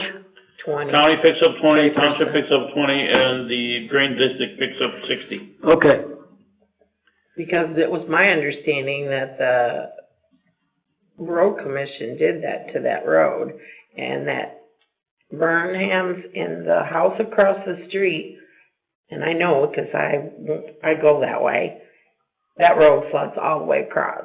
So it's affecting two houses, not just one. Where is this? Right over here behind the fire station. Oh, okay. I mean, if you look at it, you can see the road's higher than Burnham. Yeah, and that was my understanding. Well, there's a drain over on your neighbor's house. I don't know why he would have a problem like Burnham does. But the road they put one of those water, signs out there. One what? You know, the water over road or whatever, Yeah. they put that out there, the people that used to Maybe live it's not there. draining. And that might. Well, anyways, we got some action from him, we got that, and basically that's what this, resolution does, and there's a letter that has to go to him. And then he gave me the cost, and I added that, everyone can look at that. Isn't that in there? Christie, did you put that in there? 85.7. I sent you guys all the emails. 85.7. Yeah, isn't it on there? I thought I put all the attachments. You just have to click on the link and it will. No, I thank Joe, Because I don't have the internet. for doing this. I thought it was good. I got it back, I couldn't I get don't online. either. What the fuck? I don't understand why we gotta pay I bet anything. our recording isn't working anymore either. You understood we didn't have to pay anything? No, I don't understand why we have to Oh. pay anything. Well, Because the road commission did that to that right, road. right. Your name's on the petition.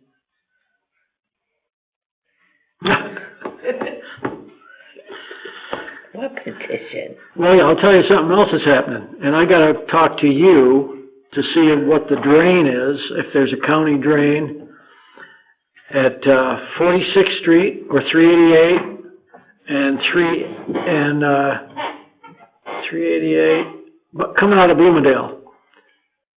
'Cause that house Yeah, on the corner. it goes across the road, it's near Christie's. Yeah, actually, Mark's been over to that house trying to help them. Well, she's got 2 foot of water in her basement. I know. Yeah, he actually went over there and put in some bigger pipes for her, and, they managed to get it down to this, but, the cracks in the floor are actually bubbling up out of it. Yeah. Are they on a wetland? No, they're on dirt, so, we're, 388 jogs into Bloomingdale, she's right on that corner, so the house actually sits pretty decent. This house is, yeah. And she's still. So she has a full basement, Yeah. and it's all wet down through there, and the drain is something's not right. No, it's not. Has anyone talked to Joe Farmer? My understanding is Jim Lazowski is talking to him, Okay. but I don't know how far that has gotten, because it's on the Bloomingdale Talking to side. Joe? Yeah. Yeah. 13% people. Well, I know that, Jim Wasowski called me and wanted to know if we had a drain, if I knew or could find out if there's a drain going south on 384 from that intersection. Oh, I don't think so, but my understanding is, Mark looked at it and he said, from what he could tell, there's a drain that goes across 388, I know, to, onto our side, to our township, but that it just ends there. It kind of feels. Well, you know, before they, I know. okay. Wanna go home? Well, it's not that I wanna go home, I mean, we're talking about something that's not even. Well, it comes on to our township, that's part of why. That's right, that's right. So, just saying. Make it, a new on agenda next month, I mean. Yeah. I'll get with you and see if there's a drain there, or I'll get a little Joe Parman. Yeah. Yeah, I just wanna make sure Joe Palmer knows about it, and probably the county road commission, because they're the ones that gotta put the barrels up every time it happens. Right. Real fast, Bev, this is, Burnham's, Al Burnham's thing. Yeah. And this is a petition to get the drain commission to do something. We're gonna have 20% of the cost, county will have 20% of the cost, and 60% of the cost go on to the drain thing. Road commission. 20% will come out of the road fund. Road commission's gonna do 80? I hope the road commission does the work, because then it'll be a lot cheaper for us, but, I'm not sure who's gonna do it. They're talking about going out for bids. Okay, well. And before all this happens, there's a committee that has to meet and approve that this is needed. So. Okay. That's. At the county level? At the county level, and I will make sure I go to that and do that. So, can I get a motion for this? I'll move to approve resolution 2022-009. I got a second. I'll second. Gary? Yes. Rhonda? No. Ken, yes. Christie? Yes. Beverly? Yeah, I thought I already voted, yeah. You seconded. Oh, gosh. Yeah, you think I'm right? Christie, you're on about the copier lease. Okay, so, we got a shocking invoice for the copiers this last month. And when we did, I talked to, well, first Rhonda did, and then I was confused. And then I ended up talking to about 3 different people at Cornerstone. I think they got on new people. Do we own this? We own this one. Oh, bad move. Yes, agreed. But I think it was because the insurance paid for it. It was from the tornado. Oh, yeah. Yes. But, is there a time limit? Is there a statute of limitations for putting anything in insurance from the tornado? Well, the tornado replaced that one. They actually, the insurance bought that one. It's brand new. Brand new from the tornado. Yeah, okay, well, So I don't know that we can get it replaced again. yeah, I doubt it. But anyway. So basically what they told me is because it's an older machine, the toner costs more, it's double the price, blah, blah, blah. They won't pay us to take it, so we might as well keep it, but it will save us money, obviously, to move to a lease. Can they, provide one that will network with our computers? Yes. In fact, I talked to them, and you know what else I found out while doing that? Was that I could actually have set that all up a long time ago, but I didn't know that I could just call them and get access. Well, on that one? Karen's brother works for a copy place, he's been for years, and he says you're always better to lease. Yep, I agree 100%. Because they break down and they change, and if you have a lease, they take care of it. Yep. So, what are we gonna do? I move that we, approve the, lease, Agreement with Agreement. Cornerstone Technology. thank you. As presented. I'll support. Gary, Gary? Yes. Rhonda? Yes. Ken, yes. Christie? Yes. Yes. What are we doing with the old one? Keeping it for now, we'll have to talk about it. Yeah. We're not talking about. Keep it, use it as a toner out. Oh, yeah. Yeah. At least, yeah, it might be good to have a spare for. Yep. K3, we're moving on, Beth. Grand Junction Cemetery East electrical quote. Okay, so this is, are you guys aware with what this is all about? Yes. No. Okay, so there's a little shed. Yeah, a little shed over here. That has no roof. Go away. That has no roof, And yeah. it needs to go away for multiple reasons. I don't even want to mention some of them. Okay. So the electrical needs to be moved, basically, to an outside connection. I started going to funerals. To watch, to see what they're doing in the shed. Yeah. What? They're not. We talk about it. They're not star watching. Funerals, that's so disrespectful. Oh, yeah, we're not talking about it. Okay. Funerals? Who's gonna move to? I move to approve this, Figured I'd get Bev to prove. electrical work at the Grand I got a Junction second. Cemetery. You're still for talking. February Got a I second. Rhonda's seconding it. Gary? Yes. Rhonda? Yes. Just step on his foot. for Ken, yes. something. Christie? We don't need Bev's vote now. I got 3. He's having withdrawals right now, so his doggy, I think. Okay, trustee reminder advertisements. Yep. Okay, I want to say something first. Oh, my God. I'm sorry, I have to.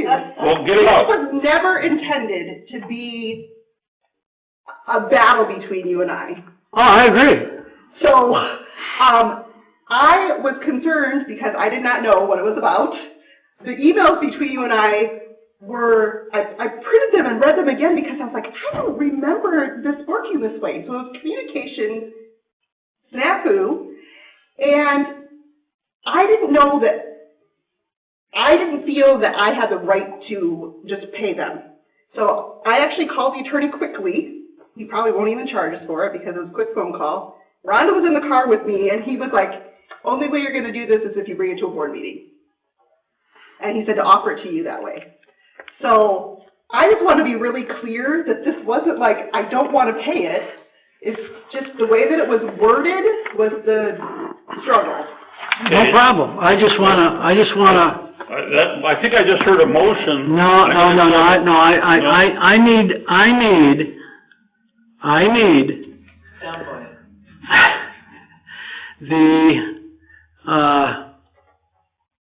the language in here. Because the way this reads, the language that's put on here is on my benefit, and it's not. It's not, this benefit is for the public. And I have the notices right here that came from trustee at Columbia Township, and it even says on this, and I mentioned this to you, Christine, in an email, and it says, notice from Columbia Township trustee. After nearly 2 years, we are returning in-person meetings in January. Board meetings are generally the third Tuesday of each month at 7 p.m. Check the website for special meetings and budgets. And I even have it there. And then at the bottom, I said, Trustee Gary Gruss. So the problem isn't the sentence, the problem is the top and bottom. Why? Because it specifically says it's notice from a trustee, not from the board. Okay, then what's the thing here on this one that says, notice from your Columbia Township treasurer? I don't have anything, I don't know, what is the treasurer thing? It says, although our clerk will be closed on the billing from December 24th to 3rd, the treasurer's office will be open from 9 to 5 for tax, and it says, happy holidays, Rhonda Collins. That was for taxes. That was already paid. I paid that one? That was not intentional. And below that, there's another one that says, the Columbia Township Transfer Station will be closed on Christmas Day, open December 26th, and there's no signature at all on it. That one was that's a township one, because that one is for our closures. Is it a problem if it says it's from, but I don't understand it though, why? Yeah, because if the treasurer has the one day that she's open for taxes. Why don't we just change this by getting rid of the place on behalf of Trustee Gruss? Just a second. I know you do, but we still need to make sure that we're all communicating properly. Yeah. All right. You want me to read the emails? No, I have the emails. I was confused. I know you were. Because I thought you were talking about the hearing notice. I know you, and I specifically said that wasn't it. I said and then when I replied back to you, I was like, what did I say? I was still unclear. So, I was very confused. I didn't know what was going on. Your notice was for your required hours posting? Yeah. Oh, well then that would be paid for by the township. I mean, my email to you says, I have no doubt that you've taken care of the legal notice for the public hearing. Mine is just a general ad going back to an in-person meeting that I'd like to post as a reminder. The subject line explained. But I'm not an approving person for that. You don't need approval. Yeah, it's from a board member. I'm a trustee, this is the board. What did Mike say when we talked to him? That's not what he said. He said just, he said to pay it. About it and pay it and talk to him about not doing that.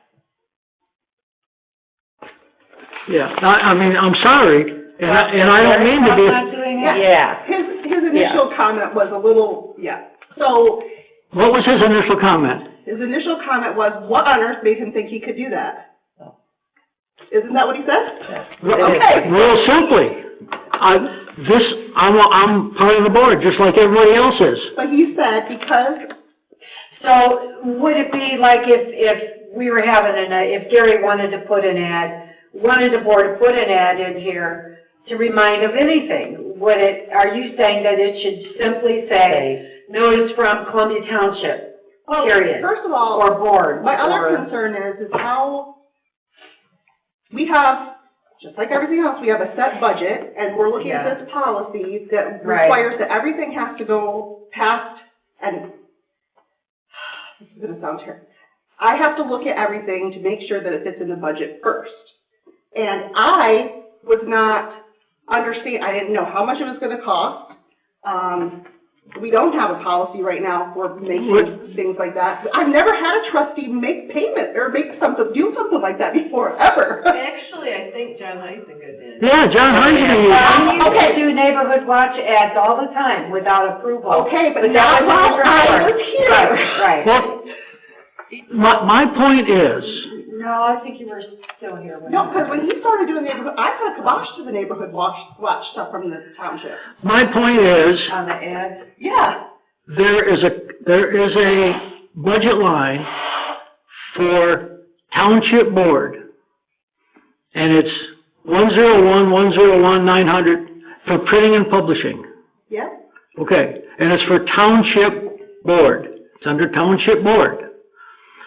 All of us are members of the township board.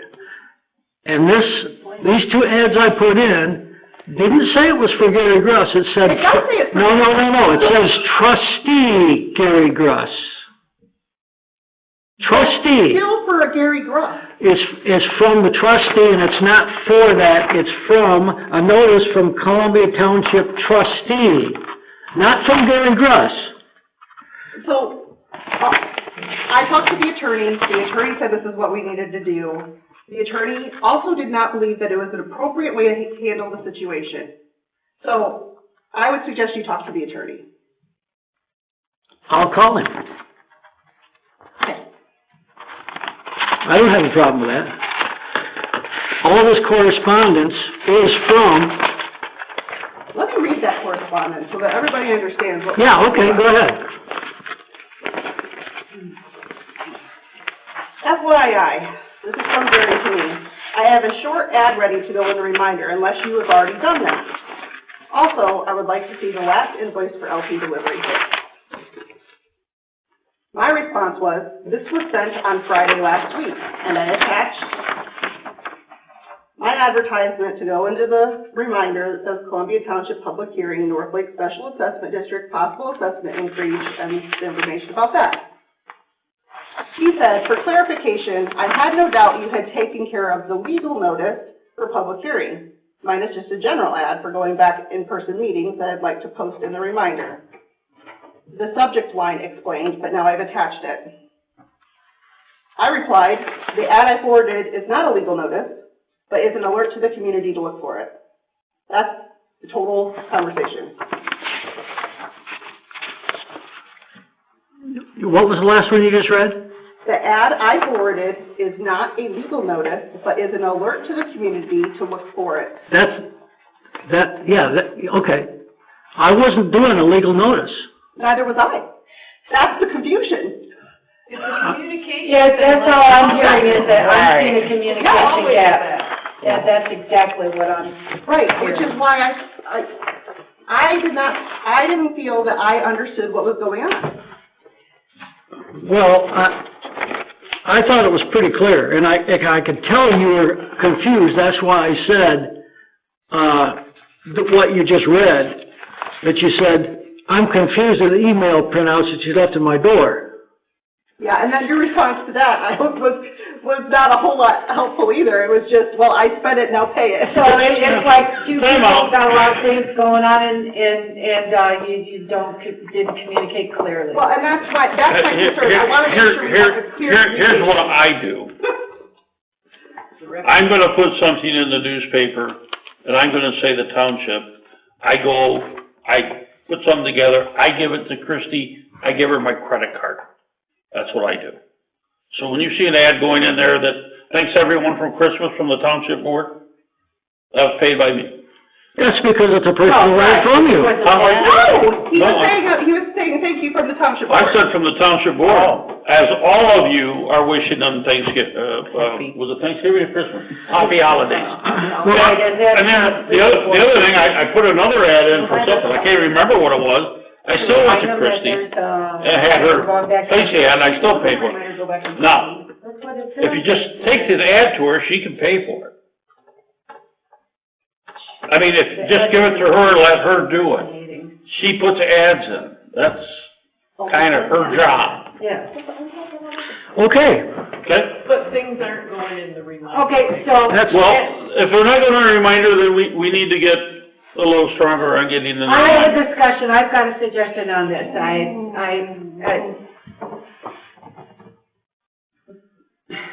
there have been a few times we've asked for things to be in the reminder, and they don't make them in the reminder, and I am not blaming the clerk for that, because there's a gazillion things to do, and I think that it could be responsibility, the things that aren't legal.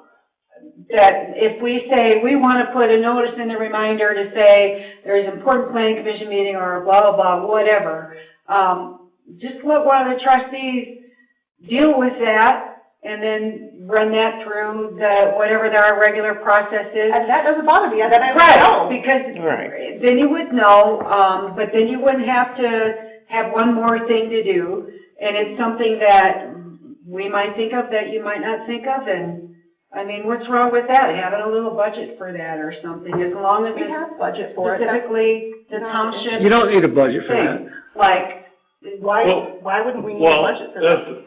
No, it'd be in our Can we printing and appoint publishing. somebody that puts everything in the reminder for us? That way it's coordinated and then he's not putting one in, I'm putting one Not in. everything. But hold on, I just wanna be clear that we still have to know, we still have to know what is being put in there.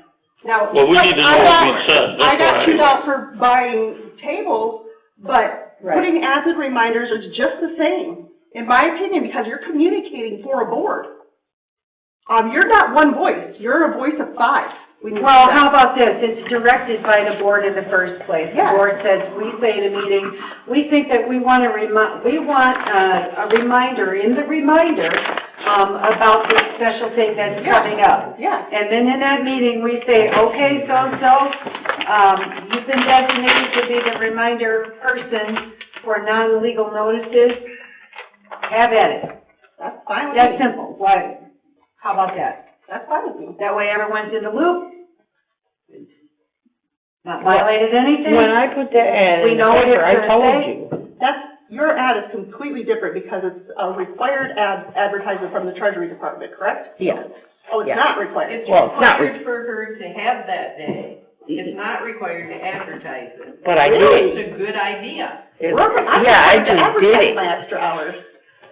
Well, it's just like, we're not required to stream, but we're streaming because we think it's more No. transparent. I like the reminder ad. Okay, we're going on 15 minutes on this. Okay, I can solve the problem real easy. Anything I want to put in the reminder is going to go to Christie. And if it needs to be board approval, it can be board approval. Done. That's not exactly what Bev was proposing, but. Like designating Be a a reminder advertiser. You will be? Okay, we got a motion here. Okay. It's a small town. All right. And I wanna cut off place on behalf of Trustee Gruss. Yeah. Pay this. Yes. Well, I got a motion? Yep, I made the motion. Who made it? Rhonda made a motion, who's the second? I'll support. Beverly second, Gary? Yes. Rhonda? Yeah. Christie? Yes. Ken? Yes. Bev? Yes. See, one Wow. word. I lost brain cells during that one. Karen is gonna be the future person, and she's just gonna send me an email that tells me what the costs are and when they were posted. And the board can direct her, the board. The board. Two before. Thank you. The two before, Ken. And probably there should be a title that says Columbia Township Board. Yeah. And not have a signature at all. Because Yeah, I think the I agree with reminder that. likes to know who's placing the ad. Yes, and I agree with that. I put my name on them when it's an advertisement for a notice, because I figured on a notice, I'm required to put my name on it. So if it's a reminder for a notice, that's why I put my name on it. Otherwise, I don't. Although I think does the current advertisement have my name at the bottom? Mm-hmm. Yeah, the Yeah. thing that recurs Yeah, I is your see. name. Yeah. That was the other thing. Why'd you do that? I did a nice job writing that.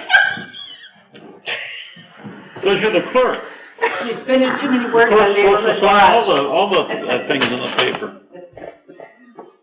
I think it says Township Board up on the top. and Yeah, planning it does, I think commission it just and has my name at the about bottom. everybody else. I did put it at the bottom. Township, I don't really. Anyways, K5, assessing updates, first read and discussion. Anyone got any questions on the assessor's job description? Not yet. Okay, Oh, got none there. Hold on, my suggestion would be simply to read what is this? The SAMP, which one is it? MTA, fundamentals? Yeah, no.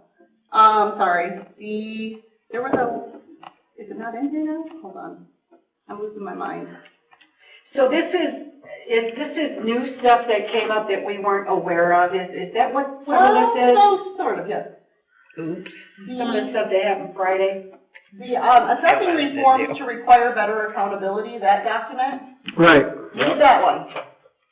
Read it thoroughly and then look at everything else. This came up when I went to post the new requirements and found out that prior boards should have been made aware and things should have been changed and they were not.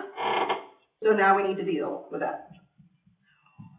Better late than never. Okay, so we're supposed to look at this and provide comments back to you. Yes, Okay, you want that before the next meeting? yes, Probably sooner than later. yes. Anyone have any problems getting comments back to her sooner than later? No, but No. Good. is it really gonna make any difference since Snyder, It's required by law. that's what I'm saying. What? Well, but we still have an input and we gotta make sure that it complies with law. Look at what the No, I criteria understand. is and Yeah, what the okay. description is and. Okay. Okay, I think we're done. We go to public comment. Yeah. Karen? Do I have to get up? No, you don't have to get up. Do I get to go to sleep tonight? Yeah. I was not joking about, because I think Rhonda thought I was joking, on page 233, I think, of your agenda packet, if, the petition for maintenance and drain thing for this Al Yeah. Burnham, it does have her name listed as a signature, and she was the one who voted no. So somebody should change that. I don't think so, no. Oh. I've run into this before. If you're a member of a board and the board votes yes, you have to sign it. Yeah, it's really, because it's majority. Yeah, you guys turned out a contract. I don't like it. I gotta vote for it. I'm sorry, but Why was her name in there? They require it. They require the treasurer. They required to be the treasurer. Yeah. It wasn't just two board members. Correct. It's required by the Typically, county. I would have thought it'd be, Me. well, and the And him, supervisor. yes, the two of That's us. why I was surprised to see it in there. Yeah, And normally. especially when she voted no, it's like, well, you might want to know. Yeah, that well, you're- you know what's funny? I actually had that happen in the, with the school board once, because I was secretary there, and they contacted me and they said, will you sign this? I'm like, well, I don't have a choice. Sorry, Rhonda. Continue. well, you know why I voted no. Mm-hmm. She's got the floor. Okay, go ahead, Karen. The other thing is I know it took a long time, but I was really impressed with the North Lake. I think you guys really did try to help them accomplish what they were trying to do and still watch the cost, and you were considerate of the people that objected, and you tried not to put the township in a liability risk. So it may have been painful, but I think you did the right thing, and I was pleased watching the whole thing unfold. Well, here I was gonna apologize on my board comments of making that go so long. Some things have to go on, but in the end, it looks to me like you really did try to be very responsible and responsive to the people making the petition. That's it? I'm gonna stop there. Great. Correspondence and announcements. Communication received. Property values for unused property. Yeah, what is that? Taxes on all those lots that we have in the subdivisions on? Any property that the township owns that is not being used for a public purpose, the township should I'm be paying gonna tax put some on. trailers over there for camping, for food from the Yeah, you township. are not. And I You've did. been getting zero taxes for years. I know somebody brought it up not that long ago, and I verified with both the accountant and the attorney. And I feel like it should have been the county's problem. They So should have had the something else. township owns properties, and we have to pay the assessed value, the tax? You have to pay the taxes unless we're using the property for a public purpose. Oh, my goodness. But, okay, so the 40 acres, and this is just my thinking.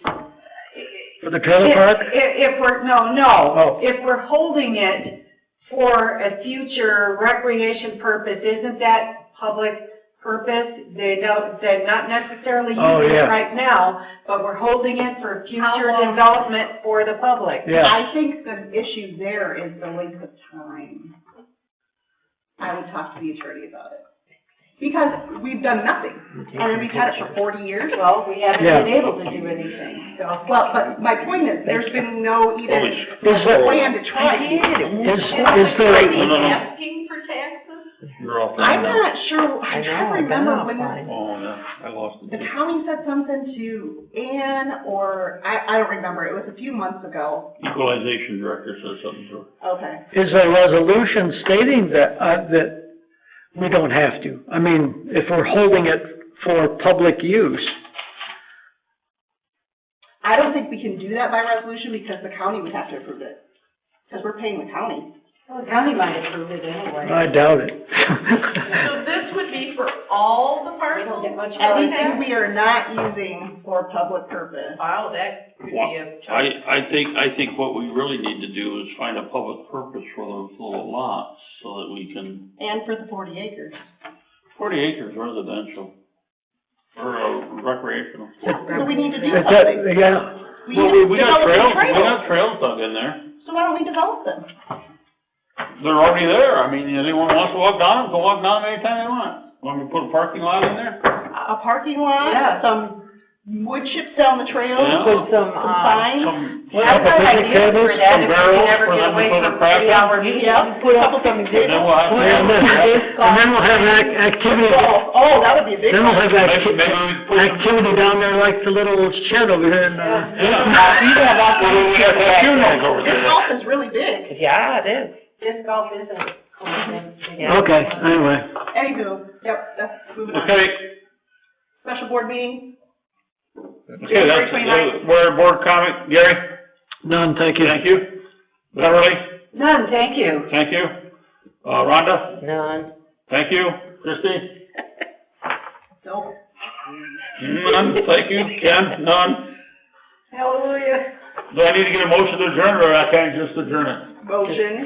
Motion to adjourn. Motion to adjourn. Gary, made a motion. I'll support. All say aye. Aye.